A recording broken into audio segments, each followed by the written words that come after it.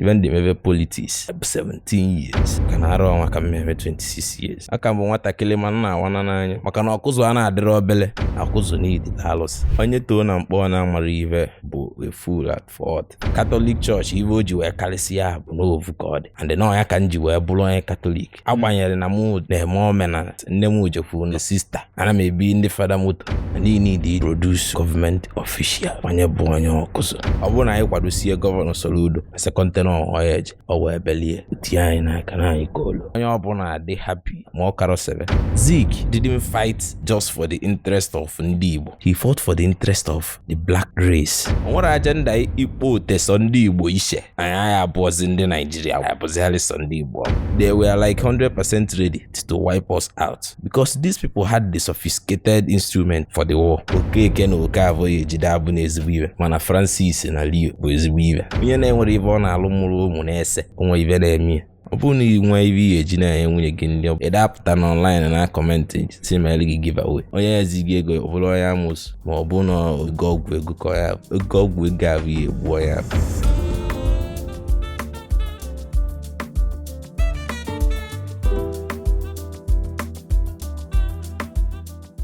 Gbam gbam gbam gbam gbam gbam gbam gbam gbam gbam Igbam ndị be anyị ụmụaka ose afịa na oge gbam ụmụ ebe anyị nọ anyị need us too much introduction ụmụaka ose adị na gbam ebe a ka anyị na-akpọ ya pịọ na agba ebe a bụ na akwụnye ya n'ọkụ lebe ebe a bụ nọ nke o mere juo oyi eme n'ọzọ nụ ka nwe ife a na-akụ na mba ụwa nke a kwuru juo oyi akpa ya obere aka ebe a ka anyị na-akpọta ndị ọdịkọdị anyị ndị nwere ọnụ eji ekwu okwu ndị nwere ike eji ananị ndị nwere obi the big talkers even n'oge mmadụ itekwa na arụ come body ịghọtago tata anyị nwere ezigbo mmadụ nna m ochie mmụọ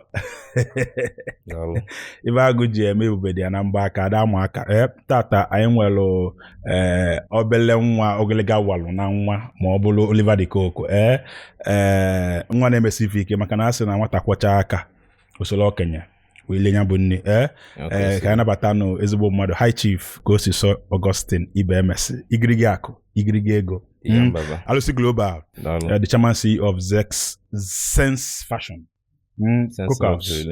Sense Luxury Limited otego anyị chụba nyabụ ijele otego anyị chụba nyabụ agụ tata anyị bịa adakpu si adị anyị bịa kitiela ya arụ nakwanụ na m ochie ka evu mmụọ nọrị nne na gbam nọrị nne afa m ka bụ Dr. Chijoke Igwendu ezigbo onye Aba ya mba bodogububu ezigbo mmadụ Igirigi Aku nọrị nne a ga-eji nwa wee na-ewedata maka na akụkụ ka agadi nwaanyị ji agbalụ evi ọsọ ka o si nnọọ kọwala anyị kedu onye bụ Kosisochukwu Ibemesi gaa n'iru Aba m bụ Kosisochukwu Ibemesi abụ m onye Akuzu dị n'oyi dị na Anambra na Igbo land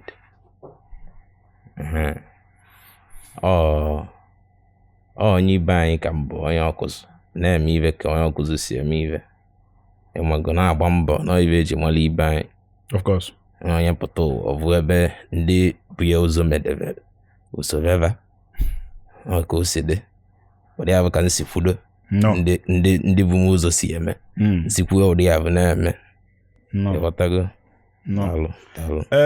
ka o si kedu ebe amụghị kedu ebe ito kedu ebe ịchụrụ ngwele kedu ebe ịma fence kedu ebe ịkpala ya la kedu primary school ije maka ndị nwere na-ekili asị onye nwa klaasị m mgbe nna Ogboli ma ọ bụ Eze Chima kedu ebe ị ga secondary school kedu ebe ị ga university ma ọ bụ na ị ga n'iru eto m na amụ m na mkpọ ntụrụ na mkpọ enwago n'ime ogbe ebe a na-akpọ ime ogbe nkata onye nwa asị gị na anyị bi n'ogbe ebe a na-akpọ ogbe ka amụ m ebe ahụ ka ndị to ebe ahụ ka ndị masịala ibe da ka Zeusuba ma ya jere ikiba ọnụ ovu ime ogbe ahụ ka anyị to n'ime mkpọ ahụ so mesịa gụva akwụkwọ na primary school All Saints Primary School dị n'Ọka Road Premier na Premier former Premier yeah yes ebe ahụ ka ndị go primary school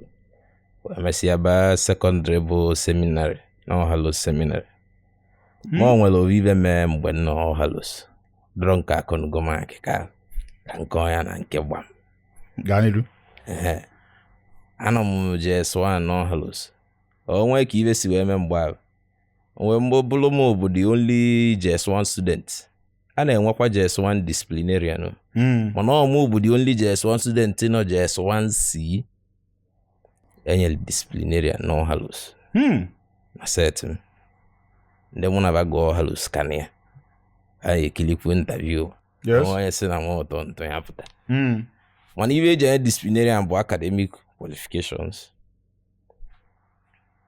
your attitude, your behavior, and the other qualities you have to possess to be a disciplinarian in the seminary. You know, each class na enwe disciplinarian. Okay.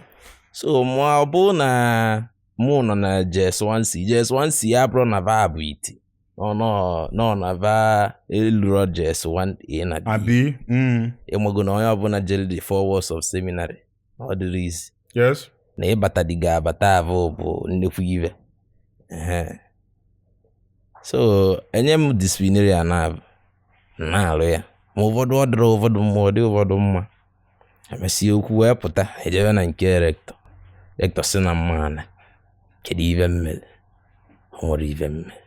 Rector kpọọ nne m dịka ode ne kedu ihe aba nnekwu ụkọchukwu gwale Mary na nwa gị enwe ya emegi ya nwa iwe nwa gị enwe ya emegi nje Gabriel ka nje Michael nwa mba ode nnekwu ụkọchukwu mgbe a na-ededicate Jesu n'ụlọ ụka nnekwu ụkọchukwu wee sị ya na nwa gị enwe ya emegi iwe ya ewute gị onwe ka o si wee dị na akwụkwọ nsọ ọ dịka ọ dị iwe abụ ka ọ gwale nne m mbọsị ya si nne m na nwa gị enwe na-ebi ndụ ka onye ọgọ mmụọ iwe ka Fada Rector gwa nne m obi gbawara nne m na-ekili ọ na-ekili si ya dulu nnaba ma gị nwa ọsọ nka nne m mụta wee kpọọ ogbu ya mkpali iwe tupu m wee mesịa wee bụrụ mmadụ ọma mbụ iwe ndị mebe politics as a young boy wee pụta ụwa mali m zaba ALUSI Global 17 years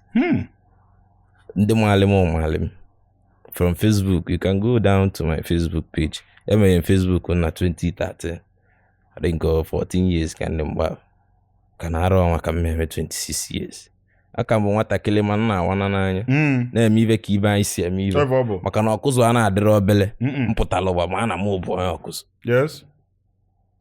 Wee jụa sị na ọkụzụ nwere ALUSI si kedu ALUSI dị ebe a sị na mmadụ dị ebe a asị ma mmadụ onye ha dị ọzọkwa na nsi eziokwu nya nwa ọzi ALUSI dị nsi akụzụ n'idi ALUSI evere ya na ive ike mmazere ego n'egwu akụzụ na akwabu akwa ive meleva mana ya ive ni yebuo ya aya wuchi ya mmadụ apụtago ive a na-akọrọ ebe ọ na-adị ọnya ive nya ka eshi ya ji pụrụ eshi ya ntị ọ dịkwa ntede aji nwayọ alịpụta mọ nọrị nne ito na mkpọ onwe onye si na oto na mkpọ mana mkpọ saịdị ebe oto abụrụ mkpọ ebe a na-ebunata ozu nọ na mkpọ GRA so mkpọ ito ọsaịdị ebe a na-ebunata ozu enwere GRA na mkpọ nwee ịbịa na mkpọ mkpọ ya nwere GRA mkpọ ya nwere no aida n'ibi na mkpọ agụ ma n'ibi na mkpọ ụlọ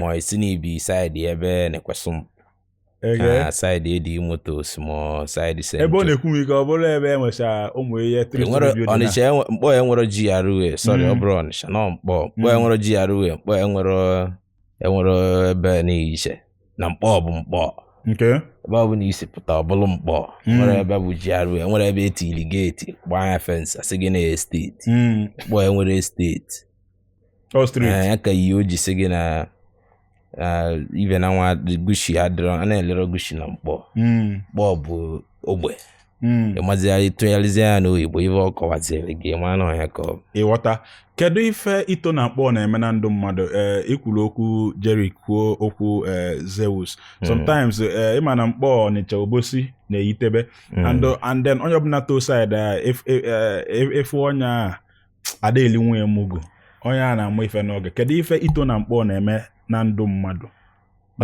onye too na mkpọ na-amara ife bụ ọbụgodi na ọkarolu 40 ịma na ọ bụ a fool at 40 ọ ata ife ọbụla ọ dị onye ọbụla too na mkpọ ihe adị ife akpọ street wise. Yes. Ihe adị wise mara ife alụ onye nwanyị oke a na-atara ife onye nwanyị onye abụ onye mkpọ.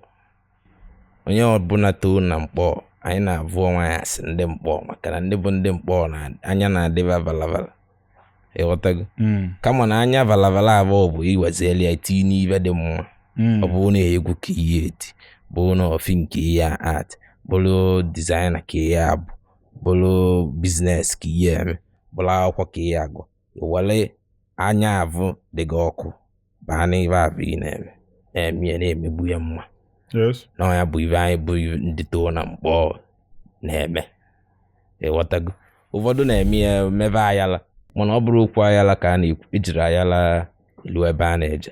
Ayala bụ onwe ebe ọ ya eduru gị onye ọbụla makwulu na-ememe ayala nwe ebe ọ na-aga duru mmadụ ọkwụsị onye ahụ ma ọ bụ na iwere nwayọ nye ya nwata nwee ndidi iwe ebele nwayọ ilu ebe ị na-eje. Yes. They have God. No. Ị ga na ALUSI seminary. ALUSI. Yes. Seminary bụ no ndị chọọ ichi fada mgbọ. Yes. So I got say that na Igirigi Aku bụ a failed reverend father. Abụkwa m a failed reverend father. Onwere mgbe nji bụrụ a reverend father. As in seminarian ka ị nwere ike sị na mụ bụ a failed seminarian. Okay. Ka ị nwere ike ikwu daba. Okay. Mana nke reverend father ma ya bụrụ fada cha. Seminary nwa bụkwa ngoshi ka ngoshi ọnụ ike kwem na seminary adịrịzi na bụ onye ọbụla ewu jelide seminary shie fada ya na-ajị ya ike. Onye ọbụla mmadụ jesi seminary shie fada ụka atụ ego binye moto maka na ụka maara ive onye ya nwanne gabiga amara m ịghọta ive nneje moto nwa mmadụ ya aga ọgbalide mbọ na ụwa ya ma nwe ego moto ya ka ọ ya aga mmadụ chiri afada ego moto ahụ binye maka na ọ nwere ive ọ ga-atụrụ wee shie fada ahụ. So abụrụ m a failed reverend father na seminary ka ngwokwel based on ụdị love nwere for the priesthood for the church. Okay. Amụ na amụ n'ụka. Okay. O nwere foto post mgbe ndị obele ọ ndị nọ n'ụmụ oji monastery kwụsị n'aka iwe abụ.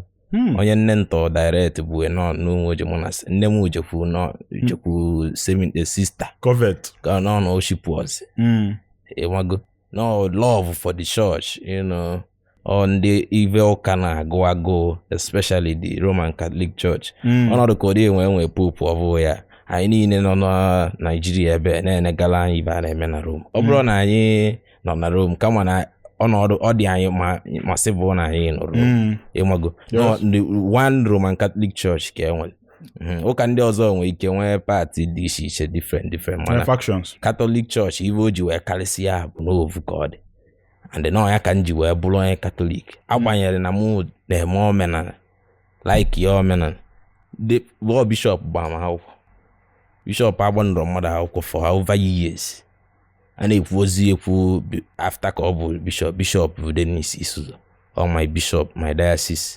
diocesan bishop Aguleri diocese ọ gbanụrụ mmadụ akwụkwọ eri o ji bụrụ bishop ma ọ bịara ibe anyị bụ ọkụzọ gbaa m akwụkwọ maka gịnị adị na mma mụ na ndị ụka asị nwa ndị ụka mbụ ụka maara mmalụ ụka ndị fada mụ na na adị na mma hara ka aja ana m ebi ndị fada moto nwego ndị mbi moto kama na odogwu a na-ekwusiri ive ọnwale ọ bụrụ ive niile abụ ka ya na-ekwu ọ bụrụ ebe niile apụta online na ụfọdụ etili online bụ ụfọdụ ka achọ ka amali ndị achọ ka amali ka ewete mmadụ anyị bụ tesịrị ọnwụ ya tii ịmagoni ọ bụrụ ka o si kwado ọnụ kwụsie n'ife oli nwana ọnụ abụ eli ọzi n'ive ni okwu atọgbọrọ ya ịbụ onye ọkụzụ ọkụzụ bụ be nne m mgbe amụ mụ adị m 10 years na-eche na mbụ onye ọkụzụ maka na my father ada nọ n'ụlọ so my mother bụ ọkụzụ ka ọ na-edukala anyị ana ịghọtago so mụ na ndị ọkụzụ na-adị na mmarị nne kedu ife melụ ọkụzụ ji wee dị ebube kedu ife melụ na onye na-abụrụ onye ọkụzụ a na-agụ ya kedu ife melụ na ekwuo ibilibe ọgada enwere onye na-ajụ kedu ife bụ obodo nwa kedu ife bụ Awkuzu bụ obodo ama ama. Kedu ife melụ Awkuzu ji wee dị ebube gaa n'iru? Si gị na Awkuzu iberibe ọgada ya bụ obodo buru ibu baa ụba ọnya bụ Awkuzu. Mgbe gbooli amụrụ m ibe anyị na-eme kesi kama na apụta m ụwa bụ na Awkuzu nwa sọsọ abụ bụ Awkuzu adịghị ebube. Ọ na-emkwudo ndị ike ndị na-eme ibe ike ka mgbe m pụtara ndị avụ nwụrụ ọrụ kama na ọ mmadụ ka eji eje obodo anata. Yes. Andị na mmadụ a na-akọrọ n'obodo. Yes.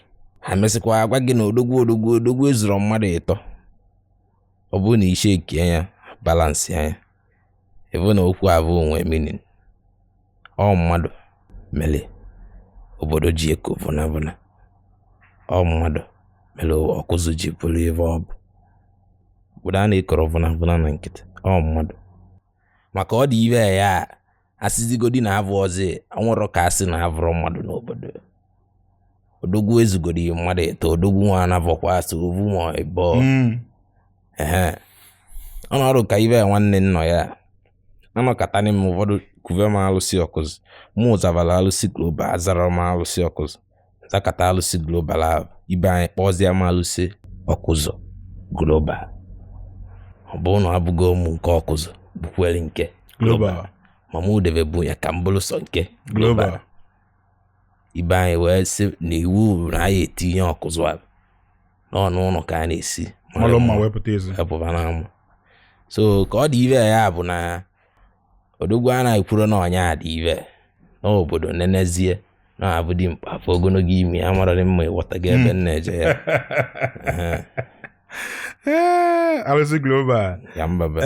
Izi na itoite na-anụ ALUSI Awkuzu idu ese ọbụlụ John Ebu nwa NEBOLISA.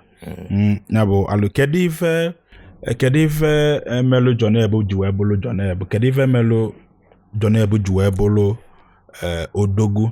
Kedu ife ịfụ na ya wee sị mba na mmadụ dị ebe a? O nwere ife eji gụọ ya n'egwu kwuo ya ALUSI na-azọ ọtọ ogbenye. O nwere ife John mere. O nwere ife ọ mere. Anọrọ nyome ma hụ nọ na ntị. Na ọ bụ na ọ sị gị na ga-emezi n'ife ọjọọ nwe ị na-eme. Ọ bụzi n'ime enya ife na ya ALUSI ya ga mee mmadụ ma ya bụ mee ife ọjọọ ife abụ emebe gị. Onye ka o ji bụrụ mmadụ bukwere ALUSI ya bụ John NEBOLISA na-aza azọ na-egwu egwu. John abụrụ ife eme ya bụ na ego dị too much. Power dịkwuo ya. Power abụọkwa ụdị power nke aba ya. Ọ power ndị ịmali ka mgbarụ. Power Ojukwu power military. Yes. Ọ dị power baji. Asị gị na ọ gị isi na ọ gị ka aya bụrụ agwa gị na aya rọ gị. Ọ ibe va nọ ka ya mgbarụ. Ọ va ka obodo ji eko vụna. Ọ John NEBOLISA bụ na ọ bụ na John abụ onye iberibe agada ndị mmadụ ewere gị mee pepe soup ọzọ eme na gụọ ya n'egwu. Ọ bụ na asịzi na John abụrụ onye iberibe anọ ndị mmadụ ewere gị kpolive owu ya bụ na odogwu eme ivo ji bụrụ odogwu. Ọ bụ na agwọ eme ivo ji bụrụ agwọ ụmụaka ewere ya ke nkụ. Ọ na ya ka nọ n'enu ya ibe na ibe anyị ya eme ibe anyị ji bụrụ ibe anyị Awkuzu iberibe ọgada. One bụ na ya enweta digodi ọka anyị na gọọmenti na politics. And you need to be politically active. Produce government official from Awkuzu. Onye bụ onye Awkuzu. Anyị ka olo. Obodo a na-ekọrọ na nkịtị a na-aga na-ekwu Awkuzu. Anyị need to make it to the standard ebe anyị develop anyị asị ndị Awkuzu. Ka adị na-ekwu ya so n'ọnụ nkịtị. Ka itinye na action. Ọ bụrụ na onye gwu anyị aka n'anya were aka na-abụ gwu onye abụ n'anya asị ndị Awkuzu ma ọ bụ ọkwa gị jee shọba okwu ma gị jee ka ọsọba trọbụ na onye mara ebe oke gị dị ekele oke gị. Ọ bụrụ na gọọmenti bụ na politiks bụ na ife ọbụla ha na-eke bụ izigbo ife na-abụrụ aja ife ọkwa na ya ka nọ. No, kịta gị na-ekwu ya nlote na ọ dịrọkwa m ka Awkuzu eproduce go Anambra State Governor Nke eji produce deputy more speaker. More speaker, I'm sure. Amaro nwere ma wiper onye ọkụzụ, onwe mgbe ọ bụ chairman. Onye ọkụzụ, ọ bụ local government chairman. Yes. Then two-time commissioner. Yes. Because onye maka mmadụ active na ka ịfụ na nna elukwu nọ wee. Yes, nwadị ya na ka ebu ikwesị ịnwa ibe ahụ. Ọ wiper bụ onye ọkụzụ nọ na gọọmenti. Amaazị were ma ọ ka dị active. Mana ya ngwongwo na ngwongwo ka eji ama odogwu. Ịmago na ọ bụrụ so ovu onye ka eji kwesị. Ọ bụ na ịmago ni ụzọ dị ofu abụrụ n'ụzọ. Yes. Yes. Anyị na-edi ya. Ya ka nọ na ya. Na 2027 na ọ ya elu anyị. N'ọbụ na anyị esimie. Achọrọ m ịmani. Anyị eje. Ife nwata lụrụ oge. Abụrụ ụsa. Ọ bụrụ na anyị kwadosie gọvanọ Soludo na second tenor ọ ya eje. Ọ bụrụ na ọ jese second tenor ọ wee belie. Uti anyị n'aka na anyị koolu. Eme nwata ka emeli ibie. Okwu na ụka anyị adịrọ chacha. Onye ọbụla adị happy. Anyị na-agala ọnwa ma ọ karọsebe. So I believe na anyị enweta ya na dialogue. Ise ọ dị n'ọfọ. Anyị akpati ya na nkata, anyị akpati ya n'elu. Yes, ọ dị n'ọfọ. Ọ bụ na akpasi elu, akụbanye isi. Yes. My name is Ozo Nnanyelugo. I am who I am today because I do land banking with Pine Leaf Estate and Properties Limited. With Pine Leaf Estate and Properties Limited, land banking is a must. Tupu NEBOLISA anwụọ amụgoyi. Amụgo apụtago n'ime ụwa bụrụ mmadụ. Okay. Maka na anọ m ndụ bukwalụ amago m ife mgbe John na-akpa ike. Anyị nwesị kalenda John. Yes. Na be m yatago. Asị Igbo ibiri bọgada. Yes. Efu ya mgbe ifu Igbo bụ. Yes. Yatago anyị mesị nụcha na ifu ma IBB na agbamoto abịabie. Yatago. Ọ dịsị. Yes, otu agata John na-anọzi. Anọgide avụba onye a na-akpọ ALUSI Global ajụ ese asị na onye ọkụzụ. Ife gbasalụ John a na-amasị ya rinne. Ana m ajụ ya na Gbam now. Ana m ajụ ya na Gbam ka ekwuo ya Gbam. Kosi, would you say that you are the return of John NEBOLISA? Categorically, I wouldn't say that because na abụgo ụmụ mmadụ John wee nwụrụ. Ọ bụrụ na akara mbụlụ mmadụ enwe ike asị na John yala azụ na o mere incarnate, mana ụdị ahụ adịrọ for onye bịago ụwa. Kama ihe ekwu bụ na ọgịlịga nwere ebe ọ dị. Anyị ba anyị bụ nkwele, abụ m onye nkwele ọkụzụ, John bụ onye nkwele ọkụzụ. Ba anyị bụ nkwele ọkụzụ bụ nkwele bụ ibe anyị ji karịsịa bụ na anyị ekwele. Anyị bụ nkwele kwele na onye kwele na-ewe egwu ya ọzọ. Maka na anyị ekwele mbụ ya ka eji wee nye anyị ọzọ. Yes. Ibi na ka eji wee wekwala ọzọ tikwa. Ịmago na ọgịlịga avụ Wali John mgbe abụ ọ na-eme nna avụ o si eme wee bụrụ ibilibe ọgara. Ụdị ibe avụ na-emekwa ya kama na ekweta buru m n'ụdị ndị mmadụ si echi ya. Ụfọdụ ndị mmadụ na-echi ya bụ na onye ya echi igwe ọkụzụ. Anọrọ m n'ụdị ya bụ rọbụ na-echi m igwe ọkụzụ nwa echi m mma abụ ive nwa mbụ Chukwu amee m ive mma abụ echi. Ọ bụrụ mmadụ na-ekwu, bụrụ mmadụ na-eme. Kama na nke ndị mmadụ esi na m chọọ ebu igwe ọkụzụ ma ebe ka m si art enwere m interest abụ m igwe ọkụzụ. Kama na ive niile eji mara obodo, ive niile eji maka ihe eje obodo anata. Nwere interest ebony. Yes. If I become the address ọkụzụ, enwere m issue with that. Ma nke ibu igwe ọkụzụ, ọ bụrụ ewu na onye nwa ya bụ igwe wee bụrụ address. Mana ọzọ emena kwuru na ngige ya bụ eze kasị eze. Ma ngige amarụ na eze kasị na ngige na Chukwu debere ngige na ọ ya bụ eze kasị eze. Mana ngige amarụ na eze ụdị nke edebere ya bụ nke ịbụ gọvanọ Anambra steeti.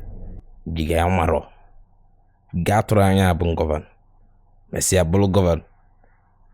Ma gị ma na onye bụ excellency abụgala excellency forever. Yes. Yeah, once a governor is always a governor. So eze kasị eze ka ọ bụ. Mụ ya tụrụ anya mụ ya abụ eze nkete dị. Mụ ya bụzie nke bụ eze kasị eze. Ịbụrụ na okwu ka m gwa gị iwe. Nnekwute okwu. Nnekwute okwu nnọọ. Ya mbaba. Ezigbo mmadụ. Ka o si ịbịa na nke ikpeazụ a kịta enwe video online si na ọ dị ka na-agbabulu nya bụ afọ ọsọ mana ịnọgidesi isizi ya na ekwetego esewazia gị nya bụ alụsị ọkụzụ. Ya bụ alụsị ọkụzụ global one ngwa bụ ekwetego m. Ava agree. Maka na ada ekpuchi ọnwa aka. A na-ekpuchiri ava ime aka. Ọ bụ na ikpuchi di aka ha yes kpuchi ya 4 months. Yes. 5 months ọ pụta anya bụ a na-ekiri ya ma na onwe ebe dị n'ime ebe. Yes. A na-ezori ya ezo.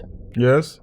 Ibe agba n'aka a na-ezori ya ezo. Ibe mgba n'aka ya. Ma na katara ntị nzobi ya ezo obodo ama na onwe ebe nji. A na-ezori ya ezo. Ịghọtago? Ikwulu okwu adreesị ọkụzụ onye nekwa anya kịta ekwu ọkụzụ onye ọbụla elote igirigi akụ because ana m kịta ata anya ka mmalụ m nwere onye ọzọ ama m na mgbe a na-akpọ John Ebo enwekwara onye ọzọ a na-akpọ ama mboda ma Ezeko bụ nna m na Jenụwarị njel ụlọ ọnwụ ya nji ụda ebije ka ebe na nna ejelukwu ụlọ ngwongwo na ngwongwo ka eji ama odogwu. Ọkụzụ nwere odogwu riri nne ka mgbavụ ka mgbe John va na-eke odogwu Ezeko na ya Ezeko nwandị ive ọ na ya nna m ọcha bụ ịnọchi alụ na ya ibe anyị nwere ma Chukwu raa bụ nye udo vanụsị ya mesịa nwee set ndị meetili after John va enwe ndị bụ after John va wee nwesịa wee wee nwesịa wee ruo n'ive dị ka former commissioner va ma wiper va ọgbọba ya ba niile bụ odogwu ibe anyị nwere iwe gbadataba ma Abutes Steel Factory. Abutes, yes. Ya bụ nne nna agwa ndị ivite ọkụzụ na oke osisi ekwu na amaba na oke osisi a na-akọrọ n'ọbịa oke osisi daa nnụnụ eju n'ọbịa Chukwuru abụ nye udo bụ oke osisi kwụ na amaba na ivite mesịrị daa nwa nnụnụ anya agbavụrụ ya ka eji wee kụọ eliva oke osisi ọzọ bụ Abutes food equipment ya bụ number 1 general merchandise na kitchen equipment o nwere onye na-atụ kọntena ruo anya na Nigeria onye onwezi onye dị ibe ahụ ya pụta ka anyị mali ma gị ma a na-ekwuzi na a na-eme ozi import ya no production ka abazi ịmụ na mgbe ibe ji wee baa na nke lọbazi ya na be anyị mmata pụọ na nshi ibe pụọ na nshi bazi ya na mmata ụkwa pụọ na nshi amụ ịbazi ya ịma na okwu esighị ike nya ibe anyị nọzi ya bụ Abutes Steel Factory ọ dị na Lagos na Ibejileki. Ndị ọkụzụ na-eme ọfụma rinne bụ anyị nwere mmadụ rinne ni former NNPC chairman bụ onye ọkụzụ kọrọ iwe gụọ akwa mmadụ erika mmadụ kposa a na-agụrọ mmụ ọnụ mmadụ dị too much kama na nke ikpeazụ abụzi a na-ekwu ya ekwu a na-eme ya eme a na-ahụ ya n'anya ọnya ka anyị nọ n'enu ya ọ dị n'ọfọ ije Cameroon ọkụzụ ekposa ije ugwu Hausa ọkụzụ ekposa because ịmana one of the reasons nzi wee sị gị bịa alụm interview because ama m ife gbasalụ ya bụ ife wetago kedu ife mere ọkụzụ ji ejepụrụ nne ikwekwa n'okwu Cameroon abụ bụ nna m ọcha bụ ihe na-achị alụ ya tọrọ nne m direct ife ọ zụrụ na Cameroon ọ bụrụ na enwe ọkụzụ na Cameroon na varị 100 ya nya zụ mmadụ 30 mmadụ 30 abụọ zụ dị ọda 30 ya 40 vọzie na-ebu ikezikwa ọ bụrụ na onye odute ibe gịnị ya ịbịazi ma ọ na onwezi ike onwe ebe ka ihe esi wee connect so ọ bụrụ na ibe anyị ji wee bụrụ ibe anyị na biznes dịkwa na ibe anyị ewago na anyị na-emekwu gaaya ibe anyị na-alụ gaaya rinne ịma na gaaya dipende na oke isi wee wọta ya onye na-eme biznes na-alụ gaaya o dipende ka isi wee tizie isi chọọ ka o si dee gị gaaya dị n'ụdị ịvụrụ ya na online ibe online enwe ị na-eme bụ nwekwu ka o si bụrụ guy ịnwago anakatakwa Facebook akwụili gị ego Twitter onye na nwa akwụikwali gị ego ba niile bụ guy na ịlụzie guy ọjọọ ga-enwari lụzie nke ọma ga-enwari n'aka gị elotere m mgbe enwe ndị ọkụzụ anyị si Cameroon abata da mmiri ama nweda ma ilote mgbe a mgbe ba nwere accident yes just about over 10 years ago. Yes, I lost some of my uncles there. Oh, so sorry. Ịnọba anyị na ndị otu fakị so ọkụzụ amara m o wutere anyị mgbe abụ ọkụzụ anyị dị industrious in nature, you know. So business acumen anyị abụ mee anyị na try ka ije far and beyond to get the bread, not the bread ka onye ọbụla na-achọ. Nwere onye chọ ịnọ nkịta, nwere onye chọ ka ọkọrọ na biye na ụbịa ma ajọka ode njinjim bụ mmụọ mịa ọbịa mmele ode njinjim bụrụ mmụọ ndeli ya ọnọdụ ka ngị nwa bụ ya mba nọkọtazie ihe eme ozi podcast ibe na gị nwanne interview gị ọ bụrụ na gịnị eme na abụ ozi ga-ejifu ndị ọrụ ọgwụ ya dịrọ nye mmanụ ya bụ na ode njinjim bụ mmụọ a na-abụzialị mmụọ ndeli ọ pụtazie ife ọ ya agbanwụrụ ọ ya dịrọ nye mmanụ Igirigi Aku Igirigi ebo ka isi wee kwu ebo nwata ịnụ nwaanyị na 2024 kedu ife enwe ndị bụ nọ bifo anụ nwaanyị asị onye nwa ka arụ onye nwa lụọ ahụ n'obe nne onye nwa goo moto onye nwa mee nke nwa kedu ife mee iji wee nụọ nwaanyị n'oge and what is ka ife imekwu maka early marriage?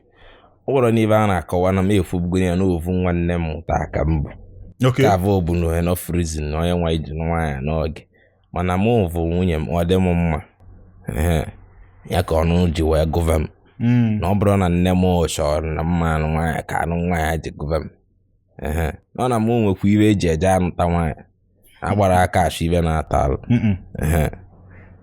agbara aka eme ejiri ọnụ eme tọkọtọkọ nnọlide na anụ nwaanyị gụa m defu ka nne nsi agwakwunye gụa m lue nụọ nwaanyị bụ nwaanyị bụrụ onye ọkụzụ bụrụ from the good family nụọ nwaanyị ụdị abụ ka o si wee ga ele family enwere format a na-enwere format family na ọ ka o si wee ka o si wana gị n'aka isi ụdị abụ na-eme ya mpụta ụlọ ụtụtụ na be m ana m ewere ya na anụgokwana nwaanyị ewu imega ibe na ọ dị nwa mụ na nsi edi ekwala onwe m ka mụ na onye si edi ekwa ụdị nwa anyị si mụtakwa nwa anyị pụtakwa edi ekwala onwe anyị na-akpọli owu ka isi akpọli owu na-eme ụwa ka isi eme ụwa nwere avro nyasị big deal emega avro nyasị ibeli jụọ abụ no is a normal life you know circumstance or normal life situation that a normal human being, if you decide to do it, is optional.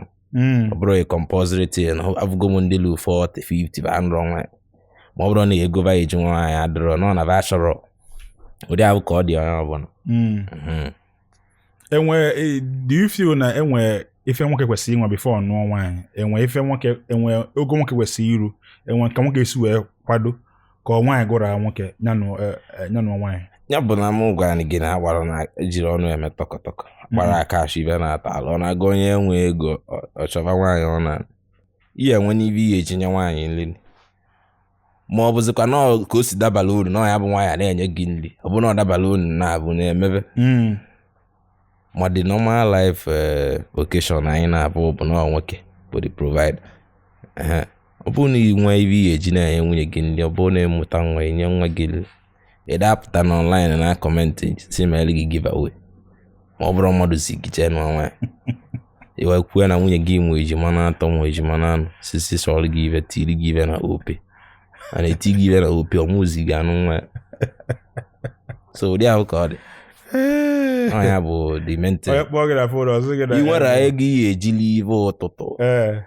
nye ndị be gị nri chiri ezinụlọ gị biri okwu atọgbọrọ ya ịchọ ịnụ nwaanyị ka bụ gbasa gị ma ọ bụrụ arị nke nụta nwaanyị mụọ mụjusi ọmụ nnọ na-achọ onye ya enye unu nri ma onye ya ezighị ego ọ bụrụ onye amụsụ ma ọ bụ na ego ọgwụ ka ya ya ego ọgwụ ego ahụ ya egbu onye ahụ nwere $1 mmadụ ya enye ị na-ele onwe gị mmadụ akpọ isi na nwunye ya alitugokwa iwe agwazie ya na ọkwanị ka o si adịrị gị ọ sị gị nya ive ego niile ị na-eme gị na-ezikwa ego na ọmụzi unu ememe ive na ememe alụlụ ala ọ bụkwasị anya narị mmadụ aka kama na enwe nke onwe ive ya aga evu ma na olibidoro onye ya elibido ma na ive dị onye mkpa na ọ kpachara anya wee dịli ya nna enwere eji anya ọma eji oke ekpere kama na mmadụ nọkọtazi ya ọdị nwanne malụ ụma onye na-enwere ive ọ na-alụ mụrụ ụmụ na-ese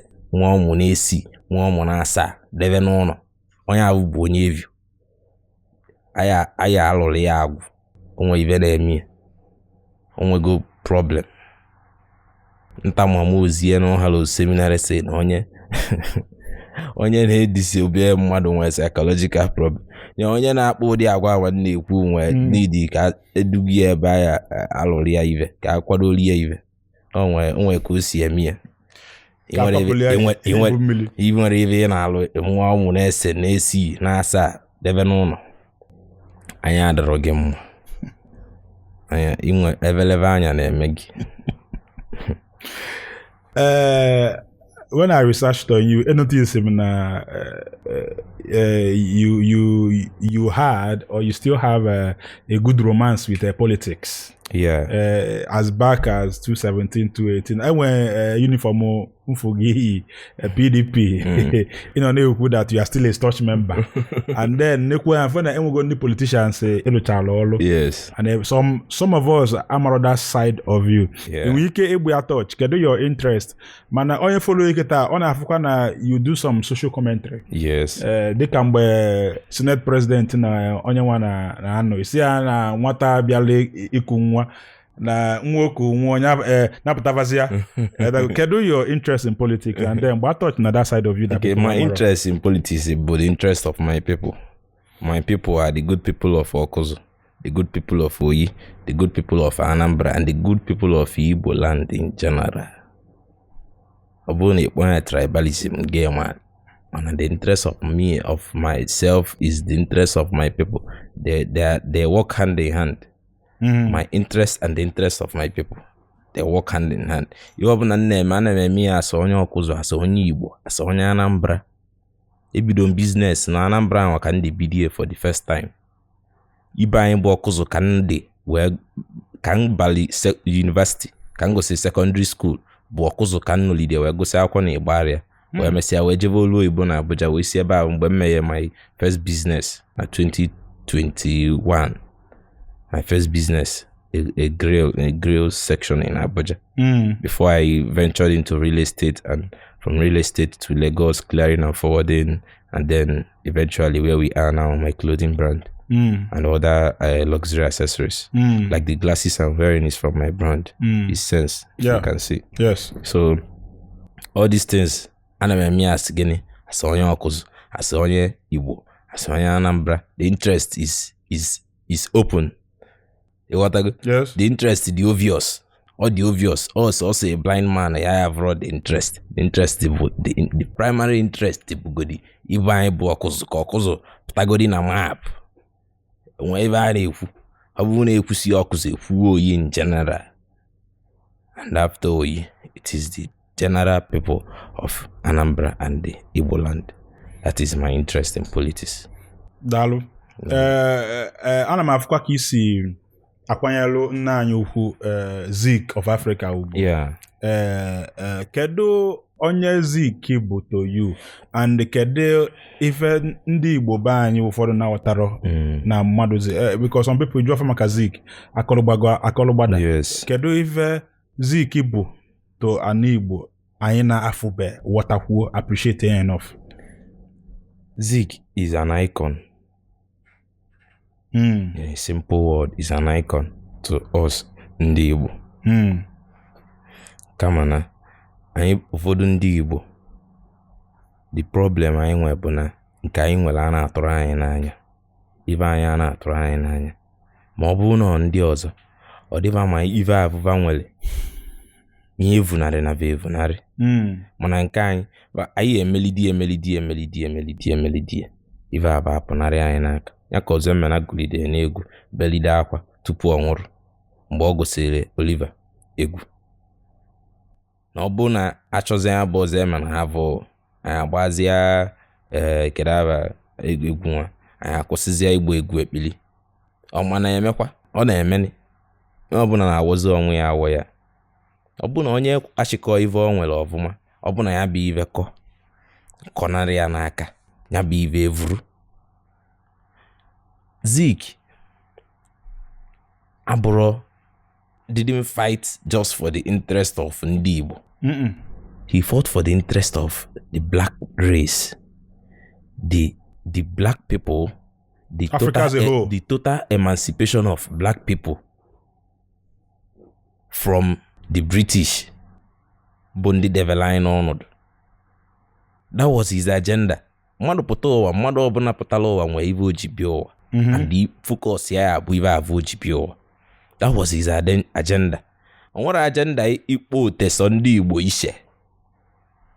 Anyị abụọzi ndị Nigeria ma anyị abụọzi ndị Africa, abụziali so ndị Igbo, abụziali anyị, abụziali anyị nọziala ọnwa anyị. O nwere mgbe o ji bụrụ agenda ya. Onya ka ụfọdụ na-aghọtara, onya bụ nghọtaview. Mgbe m lụrụ akwa t-shirt Sense and Zik, enwetara m a lot of backlash. Ụfọdụ ndị mmadụ na-akpali na Facebook because na sị na m kalụ Ojukwu. Onye ọbụla nwere onwe ka o si avụta onye ọbụla. Avụ m Ojukwu n'anya, alọvụ m Ojukwu for his brave actions during the Civil War and the way he reacted towards the ill treatment meted on ndị Igbo.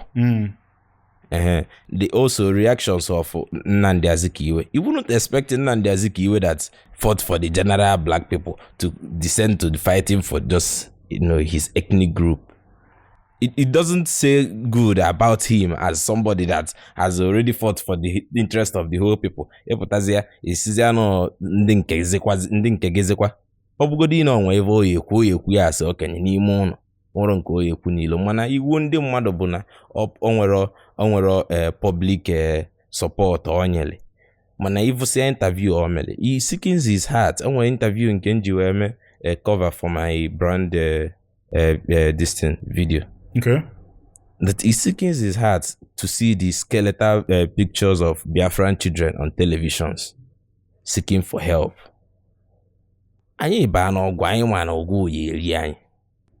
Ife plan n'ọgwụ bụ ka wipe anyị out. Ọ bụ na ọ bụrụ the intervention of people like this Azikiwe now. Enwere ike ọ bụ na mụ na gị na-aba ya nọrọ ebe. Because these people had the sophisticated instrument to wipe us out. They were ready. They were like 100% ready to do what they need to do. We were just maybe 15% or 10% ready for the war. This is the reality. Onye Igbo ọbụla ya eji aka agwa onwe ya eziokwu. Onye bi na glass house a na-ejere ọgwụ a na-ama okwute. Onye isi nkwọcha a na-ejere ọgwụ ọkpọ. Anyị eluru ọgwụ avụ, anyị maali, onye ọbụla maali. Come on, if I na-ekwu okwu ya bụ diplomatically. Let us win. There should be other way out. Rather than fighting somebody that is already dead. And a passion blame to onye nwurugoni. Tali de la avu. Bu avu ka ọ tali. Nne ya na nne ya zụwa ya. If you read the history of Zik. Na nne ya bụ Clark. Nne ya mmadụ a na-agbara aka nna mmadụ abụrụ Clark. Ọ bụrụ ya mere na nne ya bụ Clark. Clark ka mgbe avụ bụ nnekwu ọkwa. O melidie je obodo Igbo gụọ university gosi ya nata. Yes. Wee lụva olu Igbo na Nigeria. Yes. Wee mesịa wee baa politics, mebe business, mebe ibe niile. Wee mesịa wee bụrụ ebe ọ bụrụ Zik. Anyị bụ ndị nweze nwa pụtazi ya sị na ya like roze nwa anyị maka gịnị ime. Ikekwe ya adịrọ ụfọdụ nwa. Kama na anyị need apportion blame. That's not the best thing to do. That's not the best path to tread. For me as onye Igbo. Is to let bygone be bygone. Ka iche vuo iveta na abani ka obula anwunta. We should focus on what is ahead of us. We need to get where we are placing ourselves to be. We need to get there. We're already putting ourselves in a particular position as, we are this, as this, Ndi Igbo. in Nigeria. But I we are just beating around the bush, and we need to get, to the target. Ka eje godi. No, ndị be anyị unu kpọrọ nya bụ oku anyị azago. Ugbu a ị ga-abụ onye ọbịa na Gbam n'agbanyeghị ebe ọbụla ị nọ n'ụwa. Ị chọrọ ka anyị gbaa gị ajụjụ ọnụ maọbụ ị chọrọ ka ụwa nụ ọnụ gị, deere anyị ozi maọbụ kpọọ anyị n'akara ekwentị ndị a ị na-ahụ n'iru onyonyo gị. Daalụnụ. No, ị na-ekwunyekwalụ Chubu Ọkadigbo Oyiofo Oyi. Inwe ike ịgbala anyị touch. Some people amaro ife Oyiofo Oyi me. Some people na-anụ Ofo Oyi asị kedu ebe onye nwa bụ Oyi. Oyiofo Oyi bụ onye Ogbunike. O so n'ive Oyi ji dị ebube. Anambra ji dị ebube. Yes.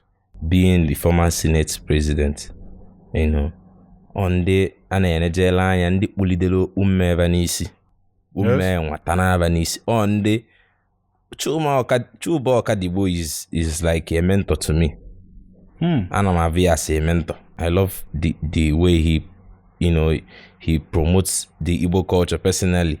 He was always on his red cap, just like Chinua Achebe. Yes. I named Ọkadigbo. I named my son after Choba. Oh. Yeah, I got nwa nwoke Okika Adigbo. That's Ọkadigbo because of Choba. That's actually where I heard the name first. Where Mrs. where Joyce or Bona Ọkadigbo is that it means that a greatness has been in existence from time immemorial. Okika Adigbo na Bobo. So even if somebody kage now, you shouldn't be angry. Na Okika Adigade. So I love him so much. I love his personality, both his personal life and his political life and his traditional life as well. Ndị niile bụ ndị ọ na-aga mkpokọta ọnụ na-enejelve anya si na ọdị mmadụ ka nshọla ebony. Even though I'm trying to do that, but the Gen Z in me is, we are fighting. We always fight. In a Gen Z way. Yeah, you cannot deny the fact, the obvious, because Abraham Minelian, ndị amụọ na 1960 abụme Gen Z and ọnọdụ ka asị gị na onye nwachi dị fada ma n'ochi system wee shipụrụ ngerere bụ na-abụ isi eme tupu ijebe seminary. So mmechipụrụ Gen Z dị n'ibe ahụ. So ọ bụgodị na mmesi ebe na-eme pụa iliji ndọka onye bụkwa ma ọma na mmụọ ka nka bụ kama na ịmago na mmụọ Gen Z. Yes. Ịmana ife nji ajụla ya ajụgharị nne bụ na some people fa na-afụ ka ị na-agbaso egwu ma ọ na-awa ọjị ma ọ na ebe a na-etili gị ogene fa ama na nwoke nwere akọ. Yes. Maka na interview bụ na ajụọ mmadụ ajụjụ ọ bụ ike ọ na-amụsa ama na-asị ya zaa n'ife ajụghị mana ama m na onye nwere ya, this is an avenue for you to sell yourself. Yes, so that one of brokers also itu nzu. Right. Maka na my friend Nze Tobesi maka ndị ọdịnala na-echi ha nri. Ị na-ekwa chi ha nri. Feed your brain also. Yes. As you're feeding your chi, feed your brain. Yes. So some people we can na-ege ntị now na say ka o si amakwa m na just like isi wee kwu na enye disciplinarian. Just one, not due to academic records. Ụfọdụ ga-asị onyekwa kedu ebe gara mana mgbe ajụ na ikwuse some of these things ọ ga-abụ anyị na-ejekwa ebe anyị na-eje na 2027 enwe ike this interview abụrụ a reference ọ bụrụ a thesis jee gee ya na this interview.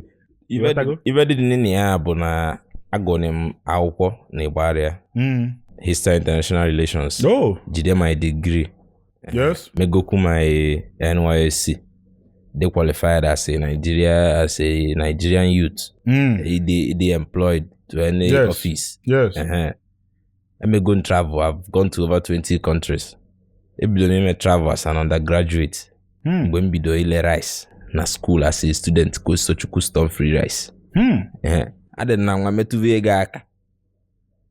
Na wambo na doga. Nna m ụlọ nwaanyị na-abụ odulu nwunye nke bụ abili na Abuja, mụ na nne m bili na Anambra bụ Ọnịsha bụ Mkpọ. When the jebe abịa Mkpọ bụ 6 years. Nne m si restaurant na New Pass.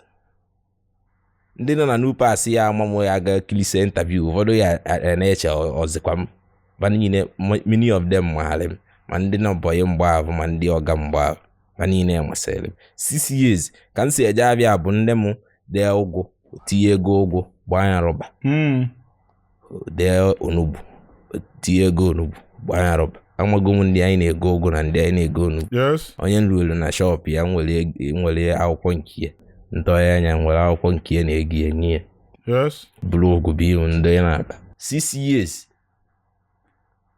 So onye tara avụ wee mesịa wee dịrị ya na mma na-emerọ ya na anya alụ mana ka anya si elu mmadụ na complete etoro nna ọkụzụ mana nna ụdị nwa nna asụ oge ọkụzụ ido nọ na ama ka adị mụ ido nọ na ama idu alọm ka adị mụ mana amụrụ m n'ụlọ adị okwu n'ụlọ to kama na ngịrịrị ya avụ ngwa gị esombi ụwa avụ na-eme m ive nwa na-eme m njipụrụ alụsị global onye na-eme m ive ọgịrịga nwa wa m ivro na na-amara ụmụ ha jiri anya ọmụ eje ụka sabat. So some people we can say na no ego nne ya ka ọ na-eli ma ọ bụ na nne ya bidoro ya bụ business. Na nne dị nna m onye dị bee ka ndị bụ onye nwe bidoro business avụ ka ntalidele ive enwe ịvụ na-eme ya onye abụ nọ nka ka eji agbali ebi ọsọ uche ka nji ebi ụwa ahụ ịvụ ọ mụrụ onye na-enye m onwekwuru onye na-atụ anya ka onye m na m na-eme ebele onwe m ka m esi wee na-eme na ama na-eji mụ na nne m ebili nne m nwanne na ya bụ going to 70 years amaala m arọ n'ọdị after many years of marriage o ji wee mụta m onwe dị situation ya aga ọ bụrụ na ọnya ka ekwudo onwe gị mgbe ị na-eto ijili uche ma anụ uche ka eji ebi ụwa a na-akụziri ọrụ mmadụ ibe ya na skuul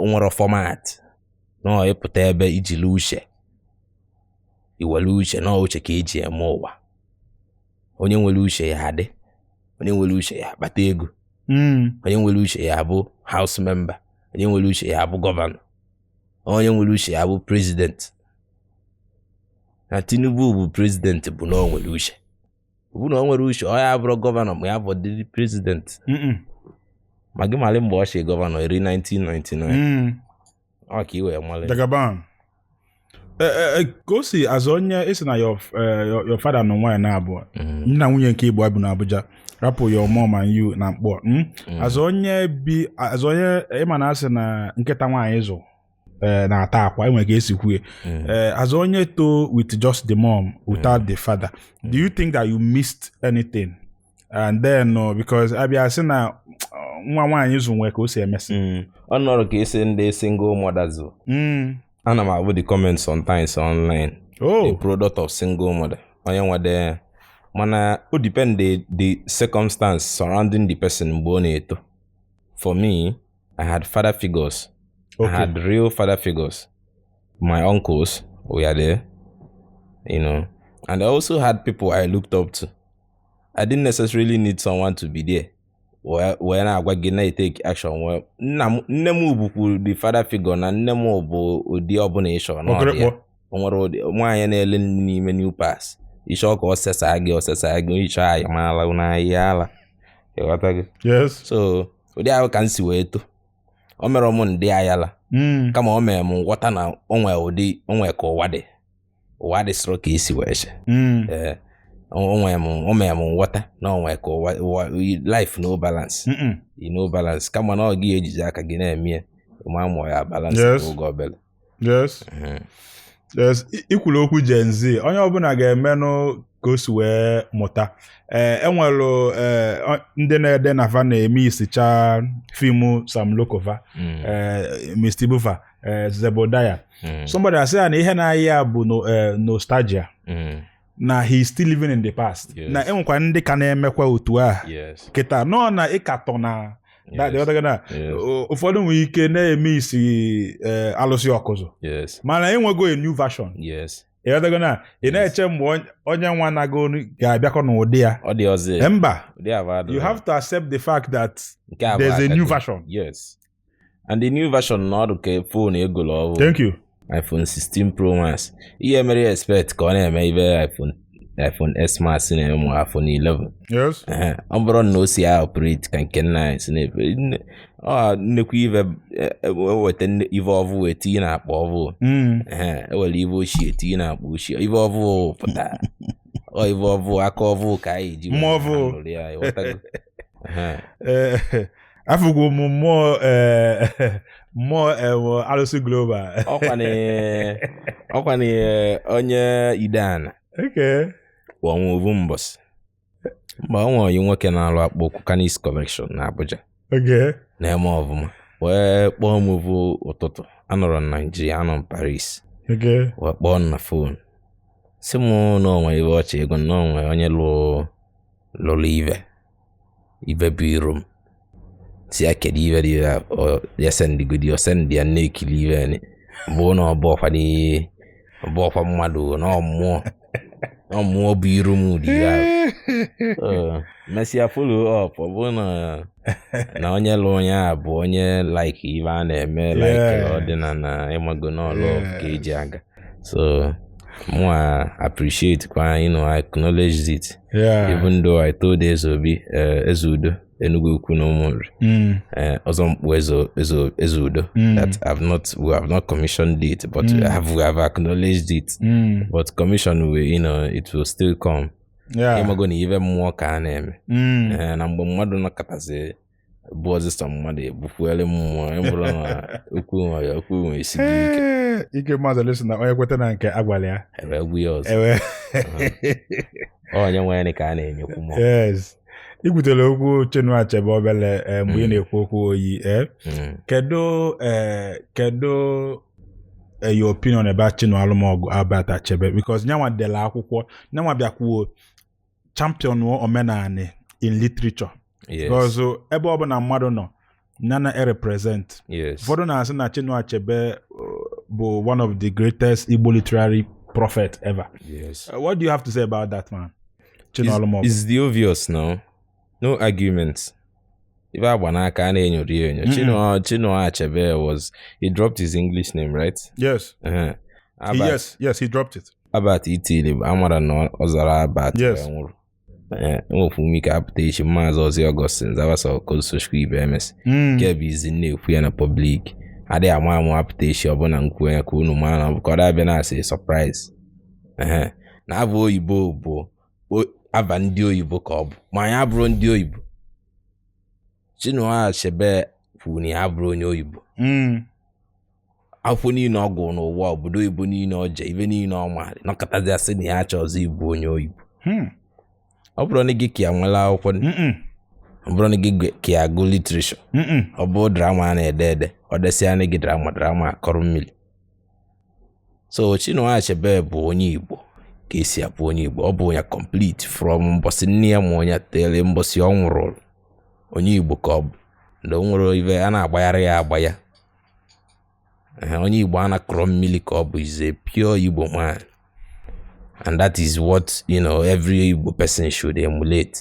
Ode enwe isi bụ ya o so na ndị nne enwomi ndị nne enejela anyị dị kala kama adịrọ shọ na mma agụrụ akwụkwọ kia ive agụrụ agụrụ nne mma agụsịrị ụdị a isi awarị m na ne mma agụ ka mma agụ gwụọ ne mma agụ mma eme masters mesie masters mee PhD ndị abụ ya adị 430 nke ka ndị shọ ndị ya ka ndị shọ mmemme bụ na ngosizi ya nke nwezi ọzọ ya agụkwasị nwa na ọjara mana amaghị ma na ndị gosi gụọ mana oyibo gụọ mana Nigeria so ive akpọ ya ka ọ bụ a legend akpọ ya ka ọ bụ is a legend.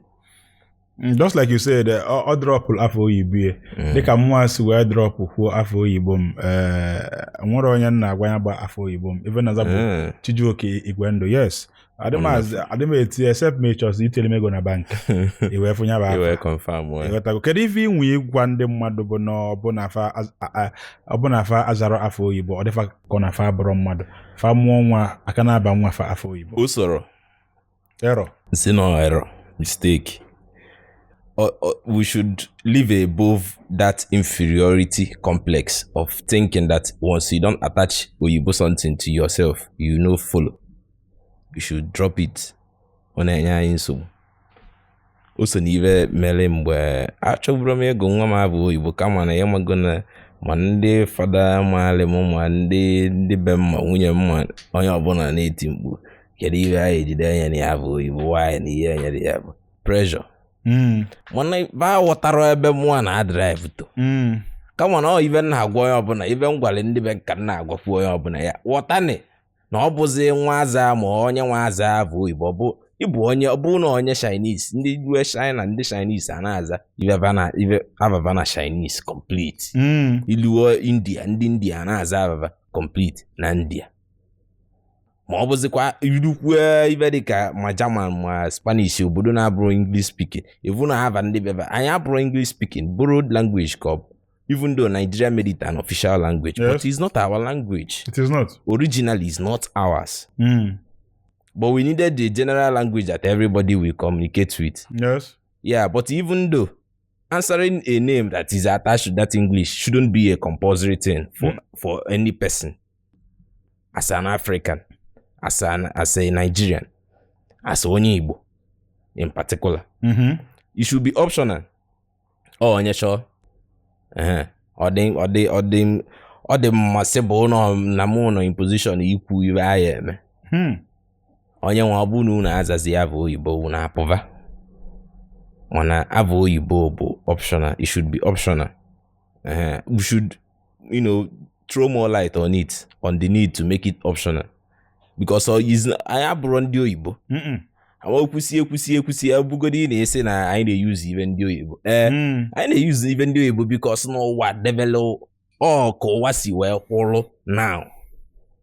We shouldn't attach some traditional things or maybe some primary things to secondary things. Like anyị we use microphone ya ma ọkụ ma camera is a secondary thing, but your name is a primary thing. It's a primary thing bụ na ọnya ebe ọbụla ije n'ụwa. Mana even ndị ọzọ oyibo ị na-use is optional. If you don't want to use them, you won't use them. But bearing a name is compulsory for you. But bearing an English name shouldn't be compulsory. It should be optional. Onye chọrọ ịza ọza Igbo without criticism or ịkpali onye ahụ ma ịghọta ya na onye ahụ isoro n'ebe a na-eme. Ịmago na onye na-eme. Yes, ọ na-eme ụfọdụ ọ na-scare some people away from being true to their self. Yes. So kuna ive obodo ji agbala omenala ọsọ. Yes. Obodo na-agbali ọsọ bụ maka na kara asị na nava na-agwọ ọgwụ. Agwọmọgwụ dị iche, ime ive ọjọọ dị iche. Onye ọbụla maali. Na ndị na-eme ive niile bụ amaali ndị na-eme ive ọjọọ na ndị na-eme ive ọma. Ibute ive nzu na-alụ bụ ibute nzu n'ụtụtụ bụ ịpụta na be gị iweli nzu ekpokue Chukwu na ndị ichie kava tuvolu gị ụbọchị chụalị gị ajọ mmụọ na ajọ mmadụ kavada avụ na gị ịtụsịa nzu na be gị ịwa ọjị inwe mmanya ịtọpụ mmanya onwe ebe ị na-eje mbọsị abịa kola akpa gị jebe. Ọ bụrụ na ive ọjọọ nọzialị n'ezi, ọ bụrụ na mbọsị ive ọjọọ ya eme gị ka ịda ụkwụda apụ na ga ama, ma ọ bụrụ na ụkwụpụzi ya ga-ama ije ya nata n'udo na ebe ị na-agwa ndị ichie. Ọnya bụ ọdịnala. Mgbe onye nwa jezi wetazie ebe ndị ọzọ ma kutezie mmụọ na ndị ajọ mmụọ na ndị ajọ mmadụ kutezie ka ive onwe nke a adịzi abụziala ajọ ive. Ma nke ime normal ive naanị nsogbu adịrị. Ụdị abụ ka ọ dịkwa ịza normal abụ Igbo. Ukwu atọgbọrọ ya. It's not a bad thing. No, anyị ji nwa ya alịpụta anyị ka ga-aba n'omenala ọ dịrọ mụọ iso because ama m na tata m fụ na-enwe ike before nweta ya ọzọ na ọ ga-afịarụ, so m ga-eji nwa anyị ka ga-aba n'omenala and everything. Anyị ka na-ekwu politics maka na ebe mfụ na enwe interest ya before now and future. Ka anyị kwu maka candidacy Peter Obi, okay, presidential candidacy. Ụfọdụ na-asị ya na je ezuwe ike. Ụfọdụ na-asị na an Igbo man can never be president. Na ya edeghị ede so ya n'iwu. Ụfọdụ na-asị ya that he's just wasting his time. Kedu your opinion about Peter Obi's candidacy for president of Nigeria? Even nọ na ya bụ na na-emere nkịtị eme. Okay. The way he is there as onye Igbo talking about being a president, I don't have any problem with that. The interest bụ ka onye Igbo lue dị ya.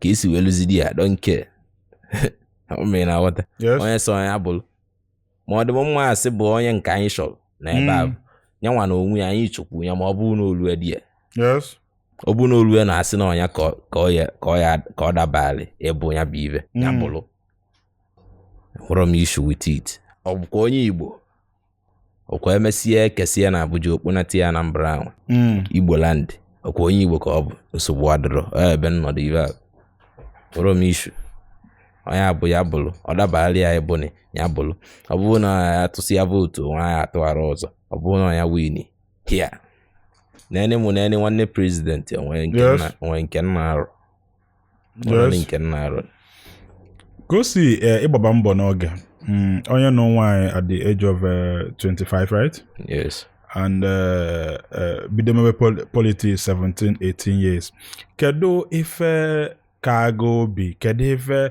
enwe ife na-achụ iji wee gbaba mbọ n'oge kedu ife ka ya obi and then compare it kịta to ụmụazị banye kịta na-anọzi n'ụlọ chọọ ka famali wezuo n'afịa ụmụazị kịta na that does not believe in hustle yes onye ọbụla chọrọ ya nke tata na echi na enwe ike a na-afụ egete enwe ike chekwa onwe ike nọ 2 years maọbụ na ajọsụ laa na nye gị ego si je so kedu ife m iji bido n'oge and kedu ife inwe ịgwa ụmụba anyị maka hustle gaa n'iru ọnọdụ ka okwu ajụjụ ijupụgo na mbụ eto m na mkpọ yes onye ọbụla eto na mkpọ pụta ụwa ọ bụ na n'ime ogbe ka amụ ya ma gaghị alaikiri ịtọ n'ime ogbe enwe adịmụgị so ọ da mpụta ụwa bụ ebe a mụrụ ya mụ kwe na m alaiki ọkwado ebe nwanne nọ na m alaikwa na ibu ya lie ọnọdụ ọkwana ya that's enough motivation yes you know trying to change your background that's enough motivation change your story from nothing to something I nwere iwe kale ya ya ka nọ n'enu ya ebe so ya motivate him to live a better life, to live like people I want, you know, that I like because na ndị na-eme na ive dịka Chuba Ọkadibo nwanne bụ Senate President ma na Chinua Achebe dela akwụkwọ bụrụ nnekwu mmadụ maka ya ka nji like ya chọọ ịdịka ya dị ive abụ bụ my motivation ọ dị ive abụ ka nna enejere anya wee na-ekwu na ọ dị ndị ka nchọ ebuni ka nchọ ịdịkava yes ka nna enejere anya to be like them.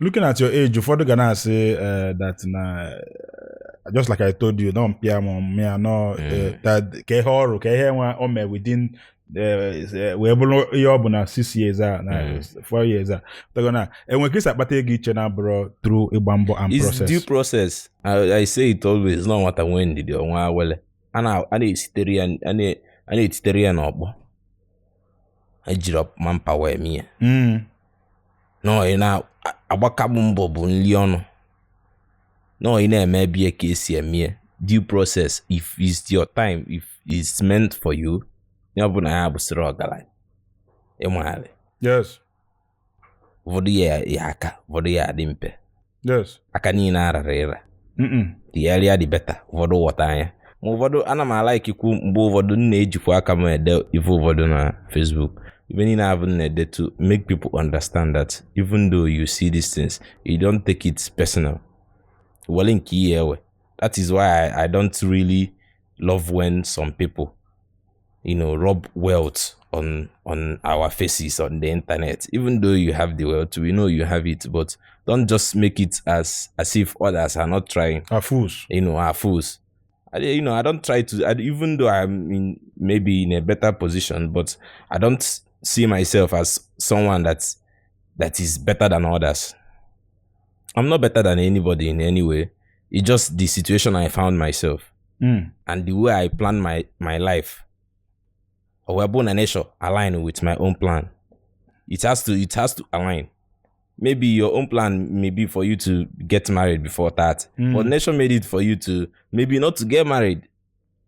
Maka na ya bụ na nosi nwaanyị ya adabasịrị ụfọdụ ya nụrụ nwaanyị ụfọdụ ya abụọ akara ụfọdụ anụ nwaanyị ụfọdụ aba ulu onye bụ n'ụwa na-aga onye bụ n'ụwa dị balance. Yes. If not, it will be imbalance.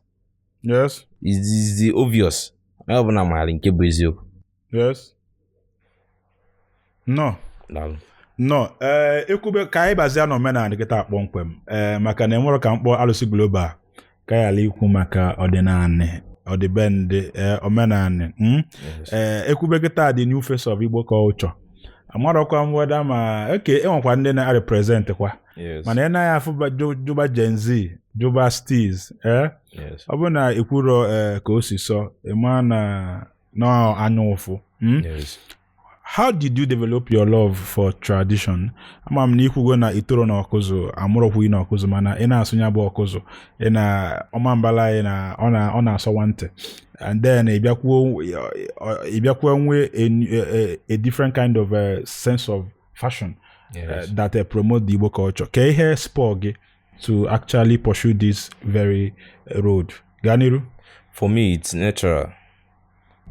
Echi m igwe na primary school na all sense. Sitie igwe na primary school, chie na secondary school na seminary.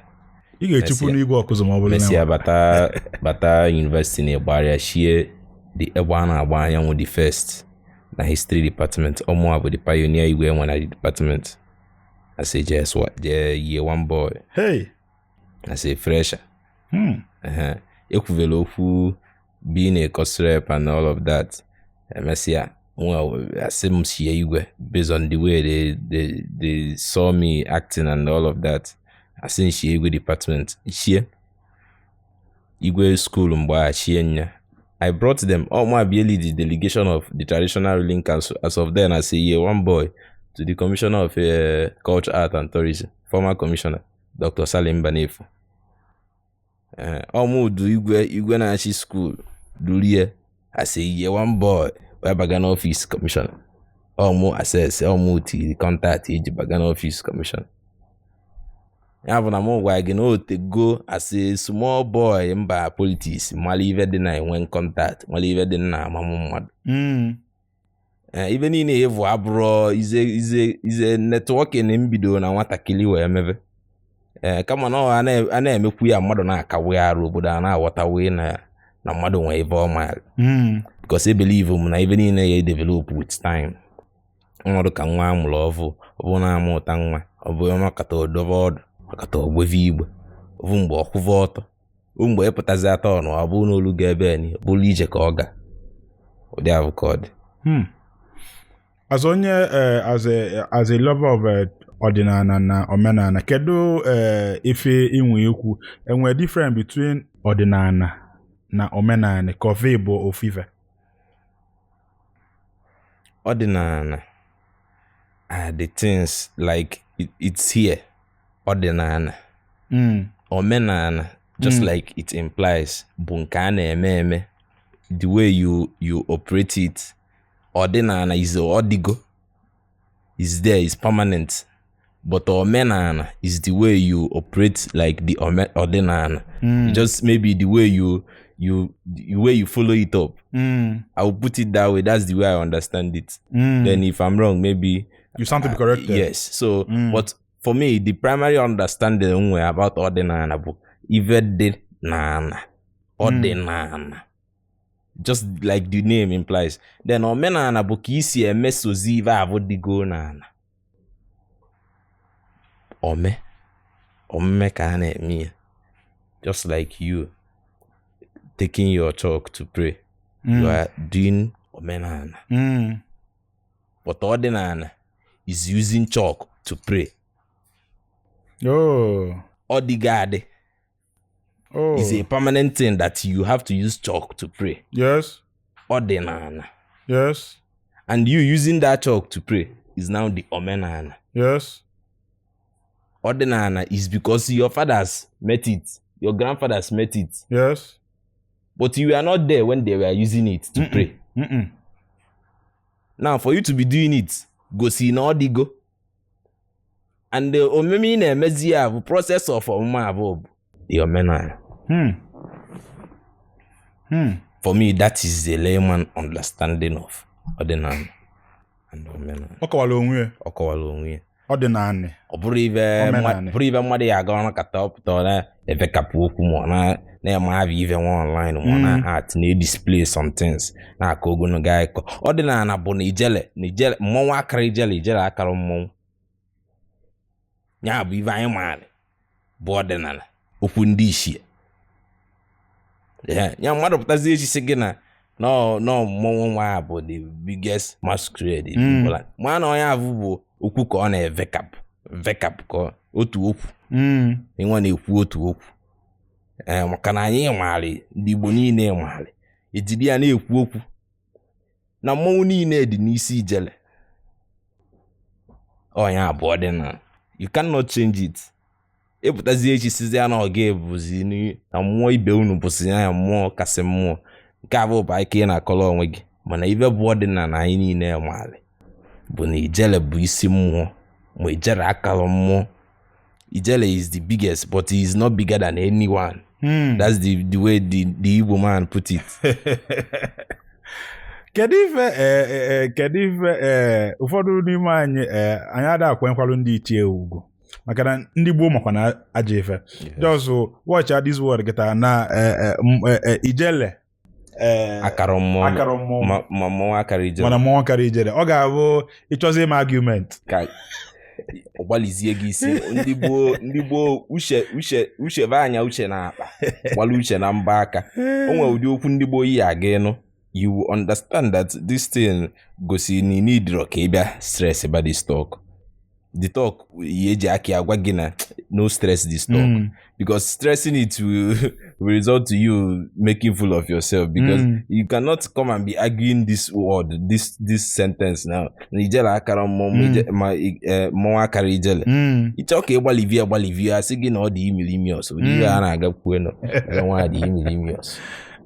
Kedu ife iwu maka ndị ọgbara ọfụ na-afụta omenani ka ife ndị mpa ife ndị onye nwa na-enesi ya n'ime onye o wee ji n'ime anyị mụọ ife ndị mpa ma ọ bụrụ na ife ndị mpa ni onye nwa cheki ni paspọtụ ma n'obodo n'ojigo o wee nwa anyị mụọ ife ndị mpa. Omenala bụ ife gbasara onye ọbụla. Ọdịnala it belongs to you.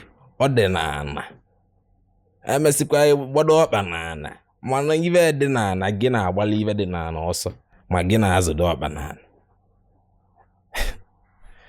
gị ya emesikwa abaga n'ala edikwali n'ala ọ bụrụ ya bụ na edigolo n'ala isolu n'ọdịnala abụ ya bụ ndị mbụ na ndị ege a na-ekwu n'okwu ma na-aga ọbụ si ndị nwa bịa onye nwa bịa ndị mbụ na ndị egede ana mkpụ ana ahụ azụdoro ọkpa. Ibe iji akpọku ndị ị na-azụdoro mkpụ ana ọkpa bụ ka iwe kpọkuo ma ndị ichie niile bago n'ala.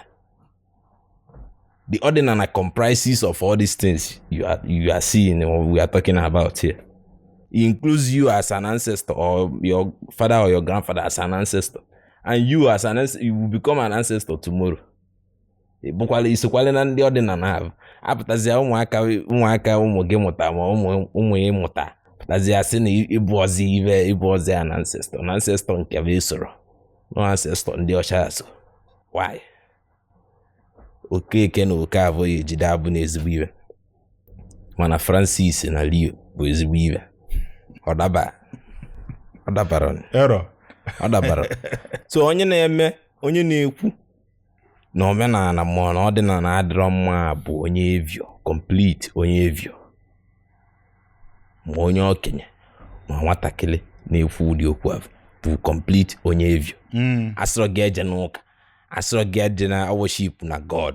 If you believe in the Almighty God, the one we worship in the church, fine. If you don't believe in it, that's a different case. But for me, I believe in the Almighty God nje ejele ụka. Believe kwa na ọdịnala dị goni. That is a primary thing for me as onye Igbo to do, is to observe the ọdịnala and the omenala. Because before I became a Catholic or before I wee dulu nje n'ụlọ ka abụgo m onye Igbo, mbọsị mbela akwa n'ụlọ ọgwụ ka m bụrụ onye Igbo. Bọsị nne ntụrụ ime nkene ka m bụrụ onye Igbo. Before wee mesịa wee mee m child dedication mgbe m ji wee bụzi ala onye ụka after so many days ejipụta ụwa. So these things are secondary things, while the primary things are the things we run away from. You cannot claim that you are this or you are that without observing or acknowledging where you are originally from. So for me as onye you know mambara aka mmalụ omenala onye site na ya mara ọmọ na agbali ọsọ ma na na-atụ egwu ka abụ bụzọ na-akpị ya. As onye amụnye n'ụka Igbo ya na onye na-emekwa omenala kedu ife kpata anụ ebe ọ bụ na akpọ forefathers ịnụra na forefathers ọ bụ na ọ bụrụ na forefathers anyị mere alụ ma ka eje lụọ olu ezinụlọ ka eje wepụ ihe nna metasị kedu ife ndị nna anyị mede eva a na-eje alụlụ olu ezinụlọ je wepụsị ya kedu ife ihu dịka onye ụka ya na onye omenala Igbo? Most ndị na-akọ aba ụka na-akọ aba akụkọ abụọ bụ ụka akụlụmaka, ndị ụka warehouse, ndị ụka container, ndị ụka azụ ụlọ. Ọ bụrụ ụka nwee certificate ma ụka obodo maali na ụka onye nwa nọkọta bishọp ba wee sịba ọ bụrụ ezigbo ụka ọ ụdị ụka onye nwa ji aka ya kwete ọ ba na-avụ abụ ọvụ niile na nna gị ese ma na nne gị ese na Katọlik anyị na-eje adị okwu nka CMS a na-eme abụ ibe abụ ọ ndị Pentikọstal na-avụkala ọvụ asị na onye nwa asị. Katọlik bụ ọ bụrụ na onwe nke ese na onye nwa asị abụ na fada bịa be gị okpesi ya ekpele obevele unu mmiri nsọ ha ya esi eme bụ obevele unu mmiri nsọ ọ na-aba na parish onwezi ibe gịnị a na-eje unu a na-ejele onwe fada ya egburu onwe ya egbu ha na fada adụrụ ịdọ ka gịnị ya kọva akụkọ mmụọ wee sị gị onye nwada asị na gị ọ ndị pastọ mana ekwule ebesha pastọ na-ajụ onye ba ya eji wee na onye ba ya na ego ọba na-avụ abụ ọvụ niile ka e wee lụọlị gị ọrụ ezinụlọ nna gị wee sị gị nne gị wee sị gị onye nwa wee rie amoosu. Ma ọ bụkwa na ọ mụrụ ezinụlọ ndị gboo ma nnava na ndị nna mere ajọ ive o maka ọ bụkwa ụdị ya anyị nọ ya abụọ na gị nwa bụ ya mba nọkọtazi ya zuvu ori bụla ajọ mmadụ na-egbu mmadụ buride mmadụ nwụrụ nwa ga-emụta toru mụtazie nwa ọ bụzi na ive imete emebi ya ọ bụ ọkwa na-eche ekizi ọ bụ na ive imete na-eme ya ada asị na ọfọfada ọfọfada ka ibu ma ọ bụ ọzi na fọfada na ọ maka na imere ajọ ive bụ na fọfada niile emere ajọ ive fọfada gị mee ajọ ive n'isi gị na fọfada gị na ezinụlọ ọ bụrụ n'isi Igbo niile but people are putting it like no ndị ishie niile ma ndị mgbe ochie niile ma ndị nna anyị ba niile emere ajọ ive ọ ndị mere alụ ive obodo kpọrọ alụ ma ndị etuvuru na ajọ ọbịa ive ndị metara ive obodo kpọrọ alụ ọ bụrụ ive ọ bụrụ ọbụla mere alụ so onye mere alụ bụ ọ bụrụ na ndị gboo na ndị ezinụlọ unu mere alụ ọ bụrụ na o mesịa wa n'ava ije ịkwadobe n'ive dịịlị gị ịmago na ọ bụrụ mmadụ a na-ejiri aka eme onwe ya dị ọkpara so onye bụ onwe ya na pozishọn abụ ma na situation ọmanụ ka o si wee dịrị ya o were osi ụdị abụ wọta ya si ụdị abụ sovie onye jiri ya wee sị na ndị ishie niile ma na ndị gboo niile mesịrị alụ ọ bụrụ ka o si dị. I want to make healthy living a culture in our society. Teta n'ụtụtụ mee exercise gị sweat, that sweat is very important. Ịba na garden gị bele akwụkwọ nri sie nri, very natural food. Ọ ife your body need. Just nri ọbụla dị etu Chukwu si kee. No, Abia recently enwe this currently avalanche of people bịa na-aba na omenala. And enwezi ka esi eme ya bụ omenala ọzọ mere ji wee tukwu ya n'ego mgbe nwa nọ ajụjụ ọ jụrụ ndị ụka ka ọ jụrụ omenala ka ọ jụrụ ndị dibịa weda ma ọ bụzikwa ọgwụkwụ na-agwa ive. Kedu ife inwekwu maka omenala kịta a na-emetezikwu ya ka enwe ebe anyị na-emesie ive a na-emezi ya bụ data nje ụdị nwe a na-eme a na-agba na online okwu ya bụ ya bụ omenala dibịa nwa a na-eme ya dibịa ịntanetị ba niile ọ nwere ndị so n'ibe a na-eme ba niile a nwere onye na-eme tie at all from A to Z one ma one anyị agụtava ọnụ mara ife va na-eme. Ndị ọzọ bụ bakpodo ibe nwa isi na basị na ya bụ omenala. Ọ bụrụ ya bụ omenala ka ndị Gboo si eme ọnọdụ ka mbụ mmadụ si eme ya, ka ndị Gboo si eme ka mbụ mmadụ si eme. Asị onye Igbo ihe enwe biznes, nwee ebe ị na-alụ iji enye ezinụlọ gị nri.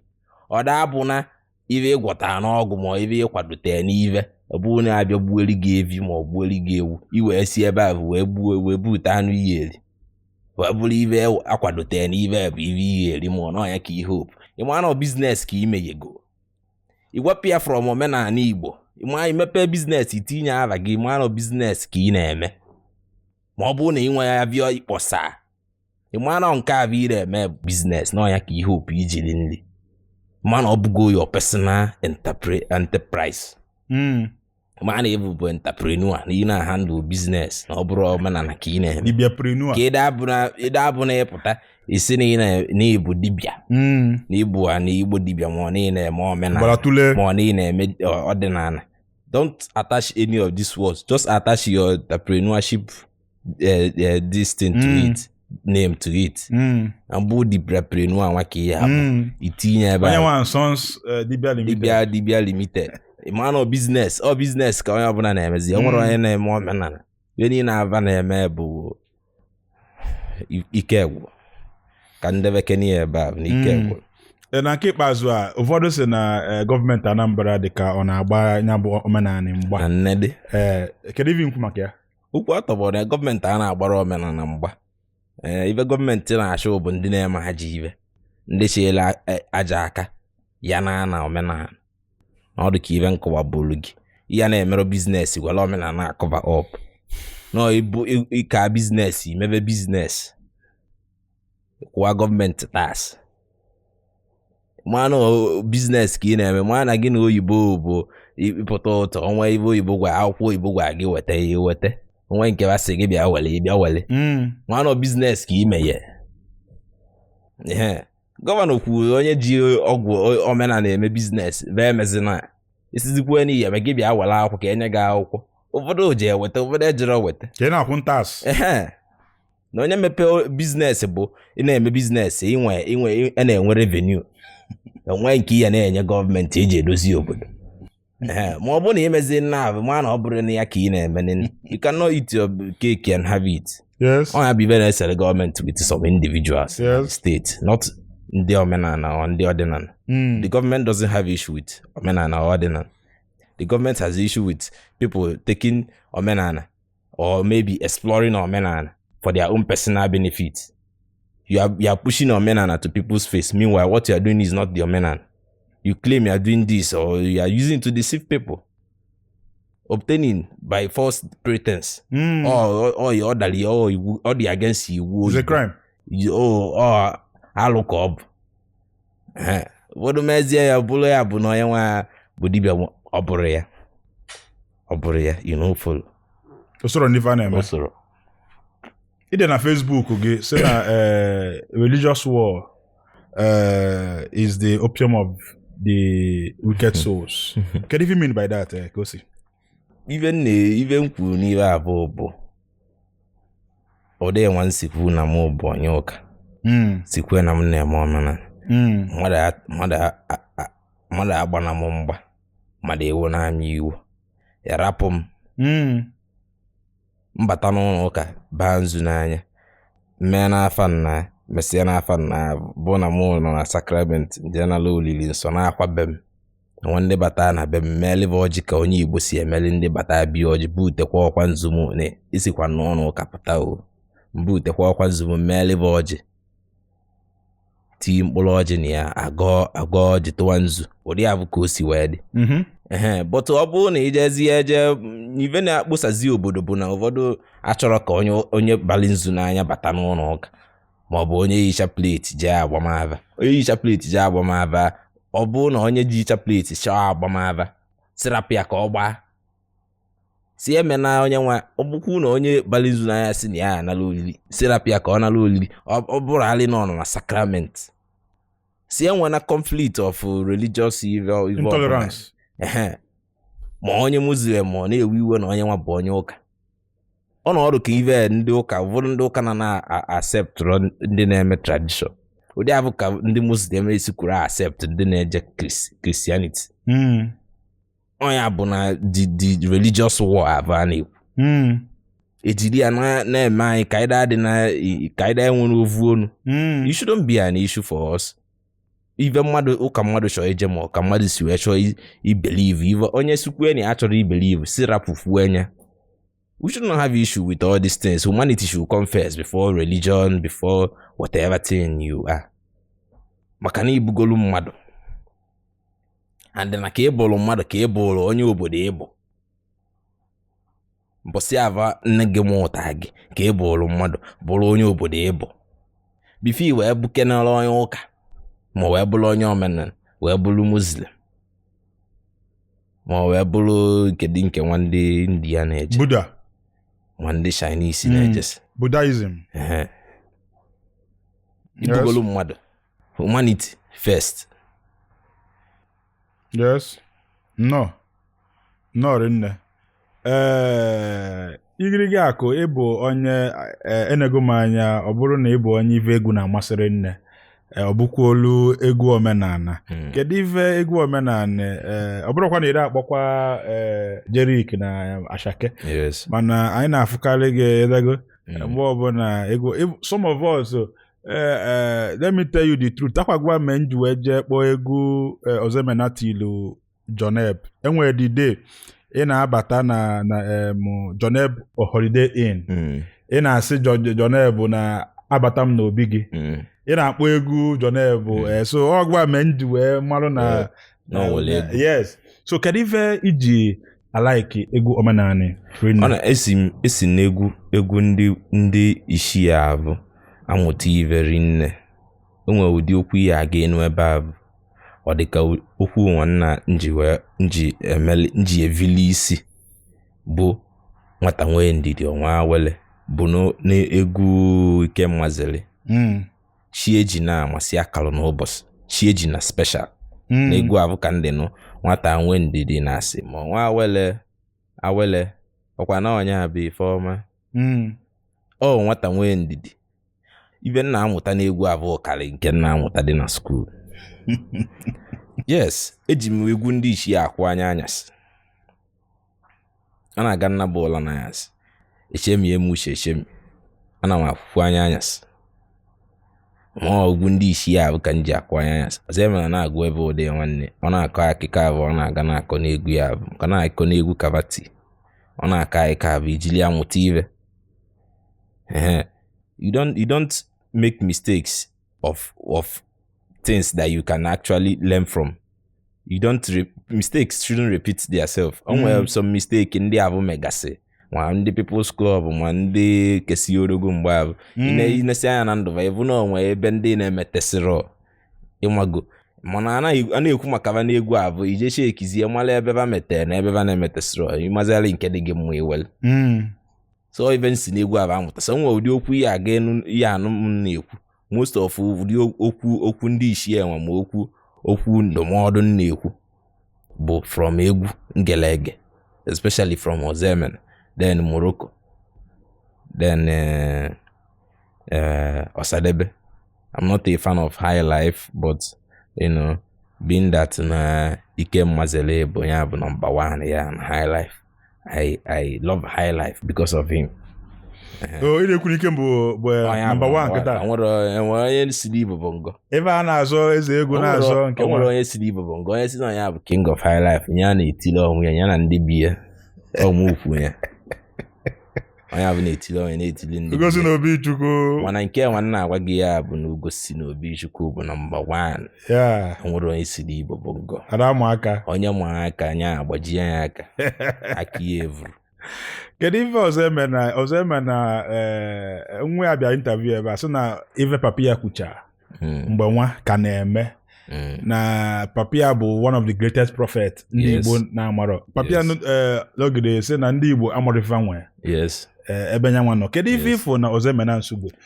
Ọ dị mmasị bụ na m kwudo Ozemena Nsugbe ka m bugolu mmadụ ịmago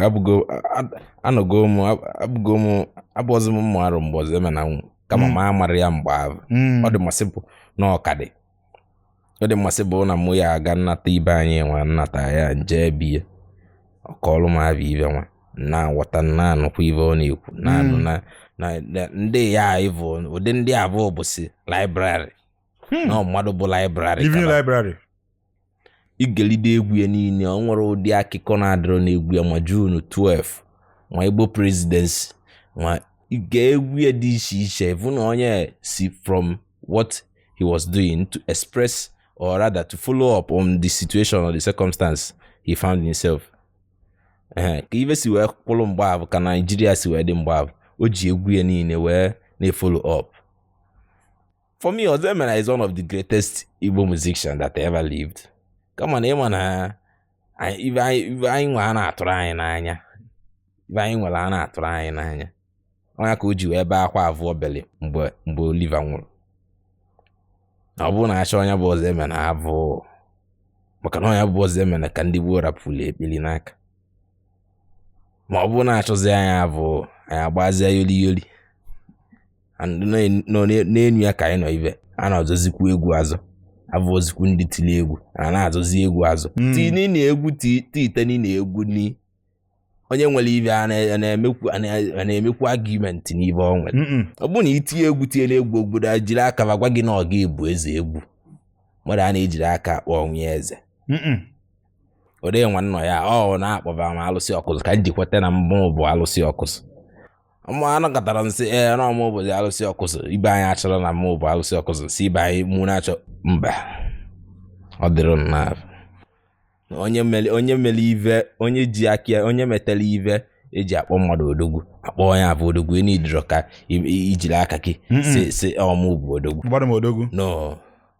it doesn't work that way so it is what it is.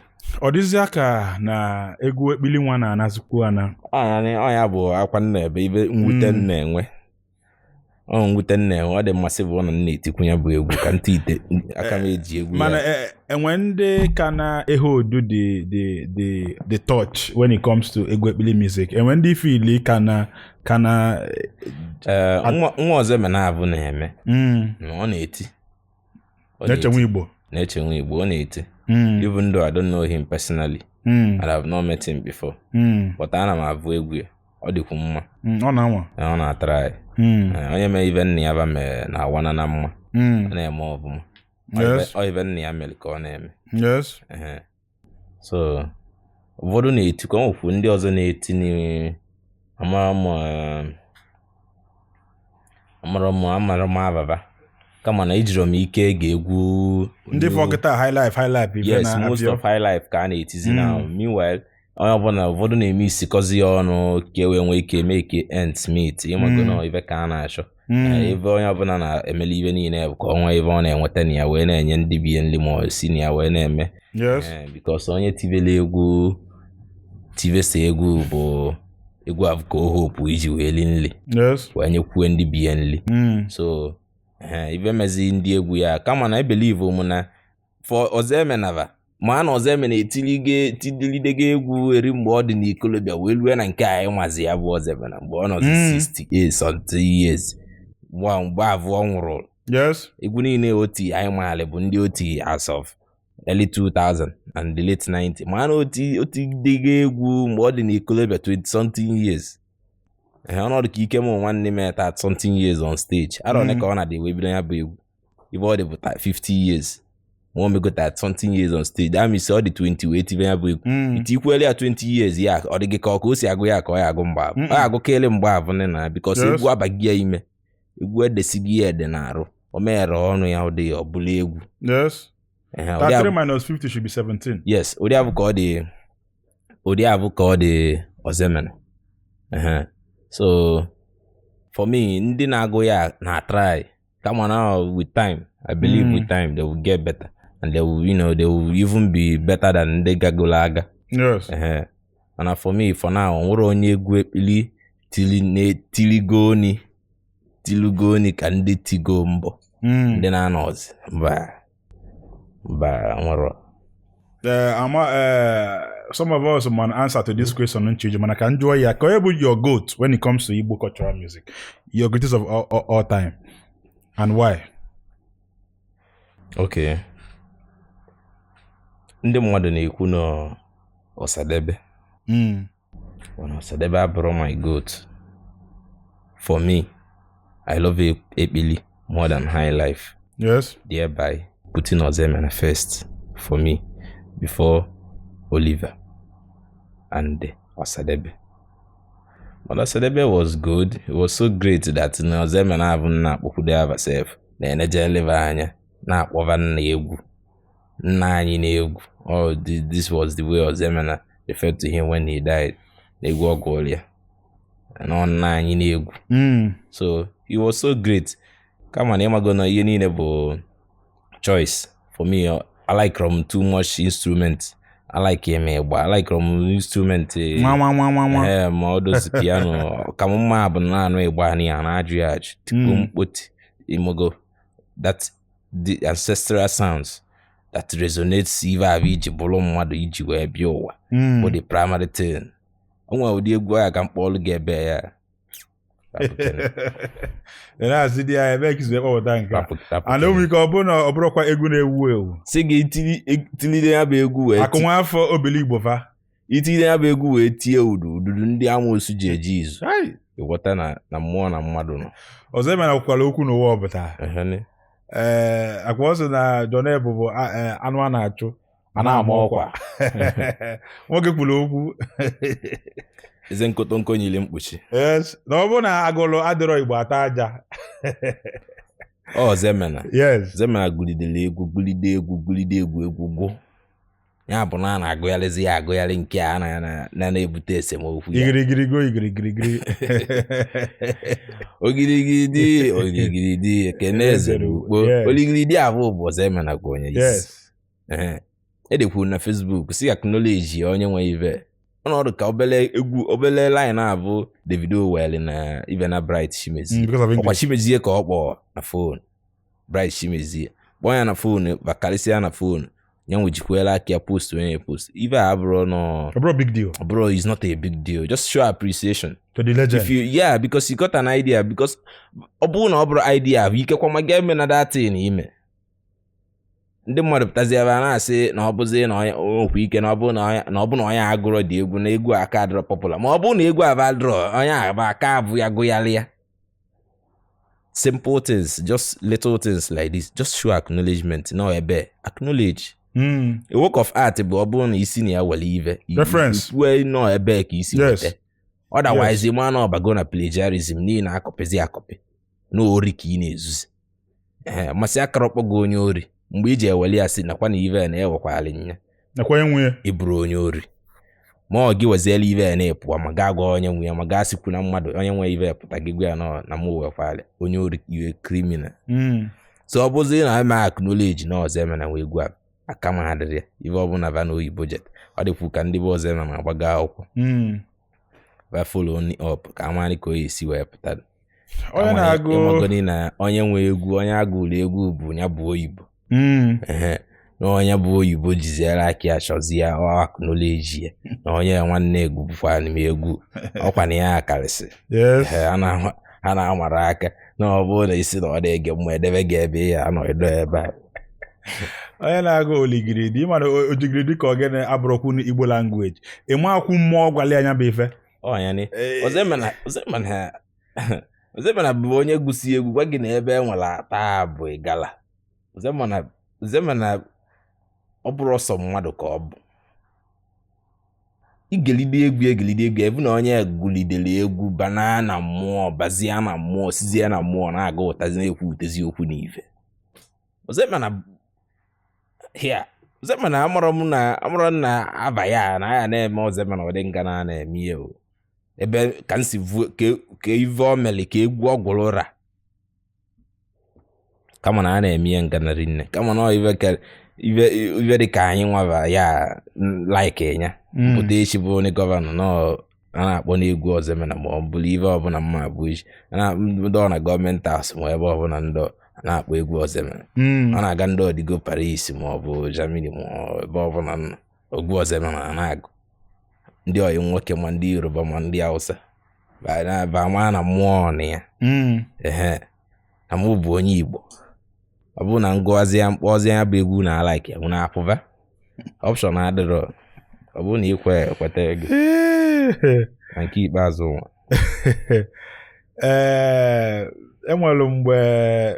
enwere mgbe Credova post kwa na nge na Cash Money bụ ife bụzi their manager mara mweda ma ọgụ anọ or about 2 years ago ojazi so otego ngi na egwu jebe and ikwukwa na nge na Derek Van chana mma ma mụ ndị egwu na-adị na mma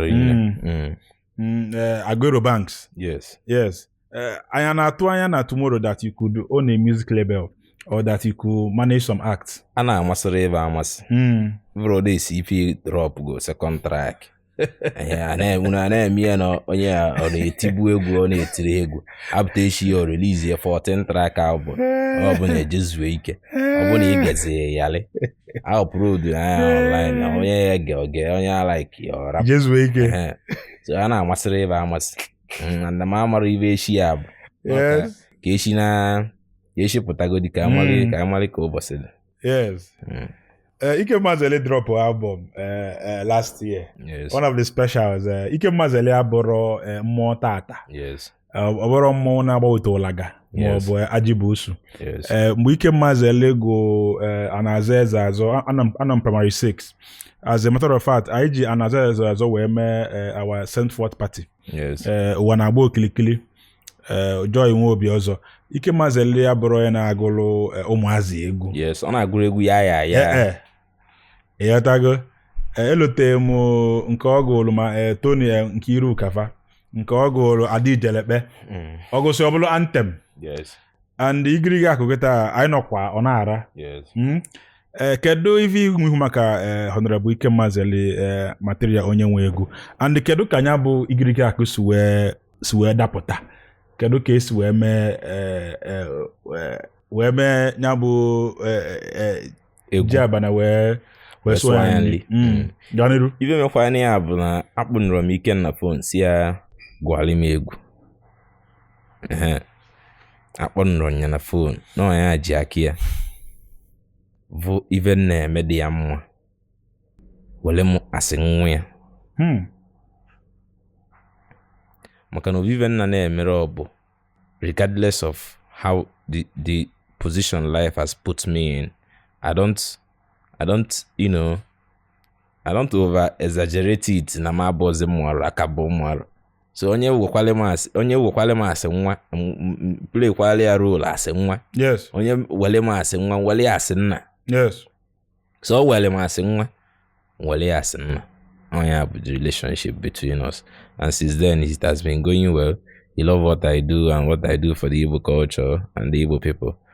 Send ya go one track, go via gova, bulegu, really November, really December, on a trend Luana. Yes. And I go. Yes. So I have even done ụfọdụ na ama aka na high life. Is Ike Mazele the greatest high life musician alive now? Alive. Or ukwu atọgbọrọ. A na-ekwuru ya ekwu onye nidiro ka agbaya onye ọ na-adịzi mma ojebe nke anyị ya ekwu. Yes. Nke ọ dị ibe ya bụ anyị ya ekwu. And then nke anyị kwu ka anyị akwụ na ya na Ike m bụ number 1 ọ mụ ukwu ya bụ kamera ma na-enene m na ọ mụ ukwu ya na Ike m number 1 high life. Yes. Kedu best track Ike m ilovu? Chiejina special. Nwata nwee ndị ya nwa wele. Chiejina amasị akala n'ụbọchị. Egwu avụ kụzili m nnekwu ihe. Ọ na-aga onwe ka o si wee dee ma ọ gbajuo dọlụ ngelide egwu avụ. Onye m even need enough food. Music is the food of the spirit. It is. Of the soul. Ngelide egwu avụ. Mwana even na have ejugom na me enwetegi even show continue kwa it is makana nwayo chieji na masi akalo n'ụbọchị is a very important message. You don't have to give up because you have not made it at a particular point or at a particular age. as long as na ka dị ndụ shi akara oji wụsị shi jirili bụ mbọsị ịnwụrụ ma gị akara nwụrụ ị ka love ụbọsị. No, now you don't give up before the finish line. You get to the finish line before you think of giving up. So that's the message from the song. Ịma na eso m n'Ọnịcha ike m ka m na-anọ asị na ike mmazelipu na ọ sị na ọ nwere anya arụ dị na ike m sịkwa na nwata nwee ndidi ọnwa wele na ike m sịkwa na achọ ya bịa achọ ya na you know when they start referring to a particular authority that means na ebrozi ụmụazị when it comes to that John what I go ka o si inwe sense luxury. Okay. Kedu ihe buba gị na fashion line? Okay, I think I have a thing for fashion. Okay. I have a natural fashion sense. Buna mgbe ọ na-nwere ogo dịka ọra m na ọ na-aga nchita nke ntịkọ ha na ọ bụla ezigbo ili ya pụta ọ dị ndị mmadụ mma na ya but I like ya. So wee sịkwa ụdị abụ na-eme emelide ebe ya wee lue nnọọ nwanne ọ dị bụ na anyị isi akwa gaa ije ndị mmadụ bụ ya I like ya ka nsi wee yiri akwa abụ ịmago model body ọ bụrụ a na-awatara ya n'anya a na-emetere ya na guy a na-emetere ya force is a natural thing. Na mmadụ nwee model body ma ọ na oyiri akwa afọ ife itinye ya ọ na-aga ọ bụrụ even force wa force ọ bụrụ m omenya so even niile abụọ inspire me inwe my own brand ma ekwe brand m wee focus kwenye na culture as the foundation of the brand, you know. Okay. Maka na brand ọbụla nwere ebe nwere ive inspire you ji bido. For me, my first collection was Arobinago collection. An international brand like that being the first piece being Arobinago collection, it says a lot. It has a lot to say about the brand. And people bought it. The first t-shirt I sold about in dollars because we had other international customers too. Okay. The price for international customers was $200. And then I don't know, I can't remember the actual rate we sold in Nigeria here. You know. So all these things we aga evo no even mado vonanya ka na-eme is what I love that I'm doing. I love it for myself, I love it for my people, I love it for the culture. You know, promoting culture through fashion. Okay. Or trying to infuse culture into fashion. Okay. Oh. Okay. So now I have a new piece that will drop by next month. It will actually, it's actually for the culture. Onwele mongu nloyale abola akwa. Abole modern clothes. Optago. Okaropata. Oh, below gay teeth and it will be yes, the piece is in collaboration with my NGO, but Gifted Hands for Social-Cultural Advancement. Okay. So, and the proceeds from the sales will go to the NGO for the promotion of Igbo culture and culture in general, not just for the Igbo culture. So, you know, these are the things, the projects we have at hand that, you know, we are doing just for culture, but not just for our personal interest. Even though no one onye ji ebule bụ ọmụ ito ya ebu olukwu ili ebulu vanine. Yes. So ọ na dabara anyị na ihe ejikwu ya wee bulu nnekwu mmadụ. Fine. But you know, the main agenda is for the culture. We're doing it for the culture. And you know, for passion. Because that's what I love. I love doing things because of I love doing the culture. Yes. The culture is me. I see myself as abum onye omenana, and then I practice even the nana. So that's how I see myself. I don't have women as a foreign person or to something extra apart from this thing I'm telling you now. Apart from being onye Igbo and being how onye Igbo should be. You know, that's my primary goal in life. Yeah. No. Ka o si ụfọdụ bụ na ha fụghị onwe ike online or offline. A na-asị kedu ife this boy na-eko ebe ọ na-efuli oneko. Yes. Edagona kedu ife inwe ịgwa ndị nwe ike feel na some of these things inwe bụ pride ma ọ bụ mpako ma ọ bụ na kosi abụrụ a humble person na mgbe ọ bụ na efuli oneko. Is that part of the whole packaging or is it a misconception? Is a total misconception. Okay. Ọkọ onye si wee ghọta. Okay. Enwere onye na-ekoni. Ọ bụrụ ihe mere m expect na-aga n'ezi mkpụrụ isi na ma mvụ gị mkpụrụ isi na wee kene gị ma mvụzi gị nkwa ụgba ya mee ibe na abantụgharị na abụ wee bụ na wee bụ na ma adịgolo ya ma I'm a loyal person and I'm a humble person. Is a part of me everyone knows. Onye ọbụla enwego personal encounter with me knows that enwere m attitude in life. Mgbe ọ bụ na ịbụ m ọ bụ na oluele m smile ọ bụ na ebe ya na-achịrị ọchị mụ a na-agakwala onwe m n'ụwa ụwa dị too serious mmadụ ịdị na-achị ite eze mgbe ọ bụ na-achị elu mgbe ọ bụ na ibe ụwa debere isi. One day echezukwo na onye nwekwu ibe mebe anya n'isi onye nwa anọ ọzọkwa ọ dị ka ebelebe anya eme ego onye esi na anyị ga na-atụ anya gị 2027 anyị nwere agenda.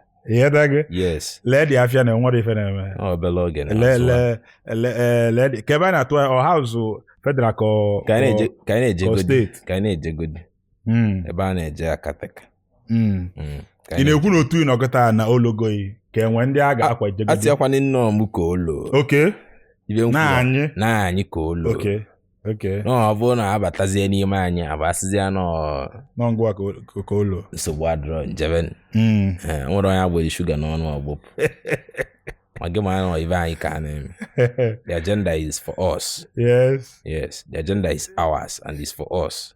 Yes. Kedu ife mee na mgbe ọbụla ị na-ekwukarị ụlọ nnukwu mmadụ bụ n'obodo ọ n'ọnụ ka nnụ na afịa n'azụ bụ mmadụ na obodo na-emefe nwa bụ mmadụ. Yes. Kedu ife meelụ iji ekwukarị na let's appreciate what we have? Yes. The emphasis na-ele on human capital bụ maka na avụgo m ulu mmadụ na-abalị obodo. Ọ mmadụ ya aga akpọ ava ọ mmadụ ka ya ga akpọ avia na ụzọ mechie emechi ụzọ ava eme ihe. Ọ mmadụ ka ya ga elu ebe nwasị anaghị eme ka akwabaga onye nwa n'ime ebe ya ga akwabaga ya akwachie ezi onye aba asị nchekwali na amakwali m onye mụ na onye bụkwa asị chegodili. Ọ mmadụ na-abịa azụla azụ bụ mmadụ na ịbaga n'ime abịa golo banana lie bụ mmadụ. Ọ bụ na mmadụ iburo banana bịa ihe go banana. Ọ mmadụ kpọvala ya. Yes. Ọ mmadụ bụ na-abịa azụ mmadụ bụ na-abịa azụrọ. Ọ bụ na apụta mmiri zoo ya abụ na mmadụ abịara ndị nọ n'ime abịa na-asị kedu na ụdị nje abịa dị ibe nke ya bụ na mmadụ abịarọ ya bụ na abịa azụrọ. Yes. Ma a na-elirọ mmadụ eli. Ịmata mmadụ n'ọnụ. A na-atarọ mmadụ ata. Ibe a na-eme mmadụ bụ ụdị enwe esi eme ya gịnị ekwu okwu. The importance of human being is you cannot overemphasize on it. Or the too much. Odika. Na nchịkọta Oliver de Coke mgbe ọ gụrụ John Egbe egwu specifically John Egbe Holiday Inn na ije ịgba break na John Egbe Holiday Inn and kansi gwa enwe video yi mfụkọ mgbe a then enwekwa controversy eredicha mgbe a ije ebe a see picture. What's up with the controversy? Was that just people trying to fly with their own agenda or was it intentional from your own end? It wasn't intentional. I never planned to be on the media with anything controversial. I don't want to be a controversial person. Most times controversial people are not serious people. So I don't want people to see me like that. And I try to manage the situation properly then. So I think over a year ago. Yes. So the interest was still for the interest of Nkai. It wasn't just we are not putting it also an address ejimala because John Egbe Holiday Inn. Anakatazia even ni ejimala ibe adiozi active. And the mma bobo na mu lego or the active. Yes. The agenda was to see how we could make it work out again, but the misunderstanding and the narrative the media push, and I believe some individual that, doesn't want something like that to work out, made it look like that. But so for now, we put it aside. That agenda is still on the side. Nothing about it for now. Yes. Yeah. So far na ndụ dị nke dị n'ụka. Ba nke iru ụka. Nke dị n'ụka. Nke iru ụka. Ka o si ịbụ onye Anambra. Your mom abụkwa Anambra. My mom bụ onye Ọkụzụ, nna m bụ onye Ọkụzụ. So ịbụ dị onye Ọkụzụ aka na-abụ. Yes. Then nụkwa nwaanyị onye Ọkụzụ. Ayi. That means ịbụ a stakeholder. Abụ m ezigbo onye Ọkụzụ. Ịbụ a stakeholder. Abụ m onye obodo akwụkwọ ya zuru ezu. Certificate m dị ya. Ihe ọbụla mmadụ na-enwe enwere nya. Iwe sị na asị ibuli igwe chi niile igwe Ọkụzụ na ime abụ ka ọ sị ya na anyị ka ọ bụrụ ya bụ mkpa anyị. Bụrụ ya bụ mkpa m. Okay. Bụrụ kene ya bụ mkpa m. Mkpa m bụ iwe anyị aga iluwe na ya. Ọ bụrụ na anyị alụ ezi si Ọkụzụ Junction lụọ ya na mkpu na mkpu. Alụwa. Award wa contract lụtọlive ezi, awatọli ezi, obodo niile enwe ezi. Yes. No ya bụ mkpa m. Yes. Mama abụrụ abụ m igwe ma memo ivena. Ma ọ bụ na lue na ụdị abụ mmadụ a na-asịrị obodo na ya achọrọ. Kama na adịrọ nke oyelu na ụdị abụ. Ebe anyị na-eje ka m mkpa onwe nke nna anyị na target. Ka abụ ka m mkpa karịa nke abụ. No. Kedu ife inwekwu maka Anambra State as a whole? Enwe mgbe anọgide ọ dịka a na-agbazi ọsọ n'obodo. You're a stakeholder, you're an indigene. Yes. Kedu ka Anambra State si dị? Anya anọgo ebe anyị kwesịrị ịnọ as a state. Kedu ife anyị ga-eme? Nke anyị na-eme kịta ọ na-adị mma? Kedu report card gị for the governor of Anambra State currently? Anyị ekene nwamgba ahụ. His Excellency akpọrọ ya ka ọ dị excellent. Na-emekwa ibe dị excellent. Ọ na-alụ nke avụla anya. Ọlụgo lụọ ọ na-alụ ezi, a na-ekwu na ọ na-alụ ezi, ọ na-alụkwu legacy project. I don't know so n'ezi ka ọ be. Nkata sị na president na-abịa na ya akpọ ya ibe nwa ọlụ. So ọ na-agba mbọ, ọ na-eme ibe ọ kwesịrị ime. Ya 4 years nwanne ọ na-emekwu ka oti anyị etikwule ya bụ 4 years. Ọ bụrụ na ya amakwasakwu ya ibe, amakwasị ya ibe. Mago tikweli obejara ka ọ nọchara ikwu after the coming 4 years. Yes. Maka na ọ na-eme ọbụma. Onye na-eme ọbụma ka a na-asị daalụ. Well done. Onye mere ọbụma. Onye gba bọọlụ ọlacha olu ma gọvanọ agbago 4 years good season. Anyị agbakwu more 4 years new season.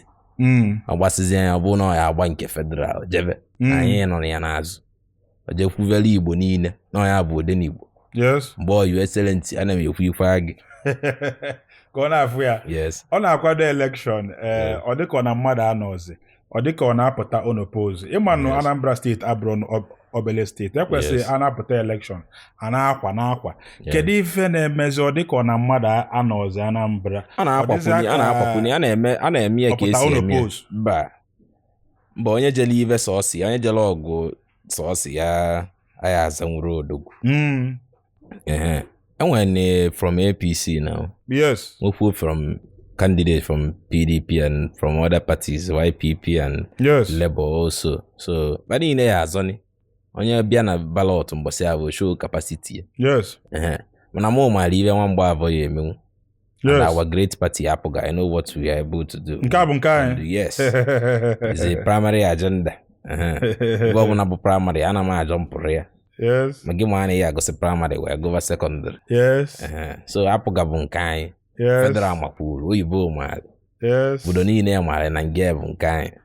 Na nke ọbụla onye na-eme bụ o mesi ozuo ike. Yes. Yes. Okwu ugolagụ. Daalụ nne. Kosi, anyị ga-ahapụ gị. Na ibe nji wee kpọtịa ya otu a bụ na amara m mgbe ọzọ mụ na anyị ga-enwe. Yes. Enwefe na-akpọ take your time na Gbam. Yes. Onwe ka ọ bụ na enwe ife anyị na-ajụrụ ịchọkwa ka ịkpatụ aka.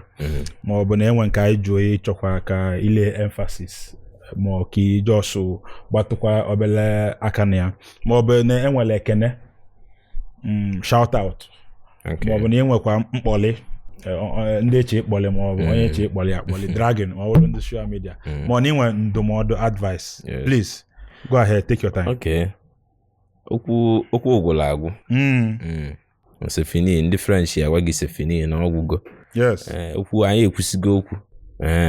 Kama iwe ma atọgbọrọ onye ọbụla bụ ofu okwu na-ekwukwa. Onye ọbụla ya na-arịva na omenala. Ma gị na-eme iwere akwụva aka gị ọtọ wee na-eme. Yes. You do it with your pure heart without iniquity. Na-eme omenala ya ma na omenala ka ị na-eme. Yes. Da kpodo ni isi na-eme omenala si na na-eme omenala. Dekoni. Onye ọbụla ejikwele nwayọ wee na-achụ ibe a na-achụ ibe na onwere ibe a na-achụ. Masi wele ndidi. Na ihe nweta ibe anyị na-achụ. Ọ nwata nwee ndidi ọnwa wele. Gbam. Ọ dị n'ọfọ. Ọ dịgokwanị ka ọ ya dị. Yes.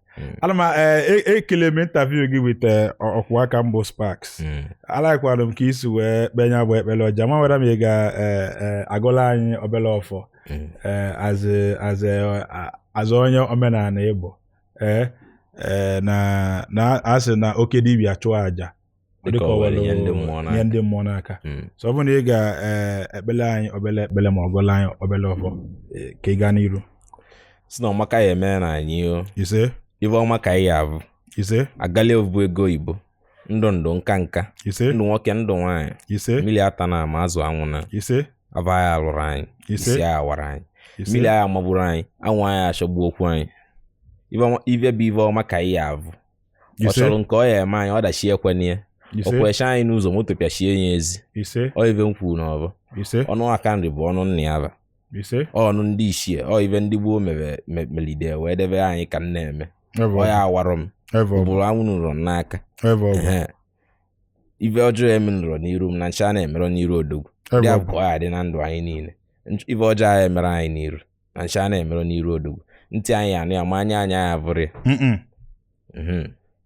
n'abachukwu na ndị ana ọ dị n'ọfọ alụsị ọkụzụ global alụsị ọkụzụ global mmụọ na-apụ apụ igirigi akụ igirigi ego ndị be anyị ebe a ka anyị ga-eweta na njedebe n'oge gbam anyị na-ekene unu kusi na ele anyị na-ekene igirigi akụ ezigbo mmadụ nna m ochie bịa na ele anyị tata ndị be anyị ngwanụ kwado n'ụbọchị ọzọ ka omesịanụ udo. ị nwere akọ pụrụ iche ịchọ ọkụ ụwanụ ị nwere ife dị n'obi ịchọ ikwu gbam ị nwere ife dị omimi ịchọ ọkụ onye ọbụla malụ o nwere akara aka izolo ezo ịchọ ọkụ ụwafụ na inwe passion for bịa na Gbam ka ụwa n'onu iyi. ị nwere biznes ịchọ ịkwụnye n'ọkụ o nwere product ịchọ gosoro na Gbam ịchọ ka ife ị na-ele ife ị na-eme na-aga as viral as Gbam. We are here for you. Contact the number on your screen ka anyị kwụnye ị n'ọkụ ka ịfụ na ọ na-eme. Ada Amụaka, Gbam is the biggest Igbo interview in the world. Come and find out for yourself. Thank you.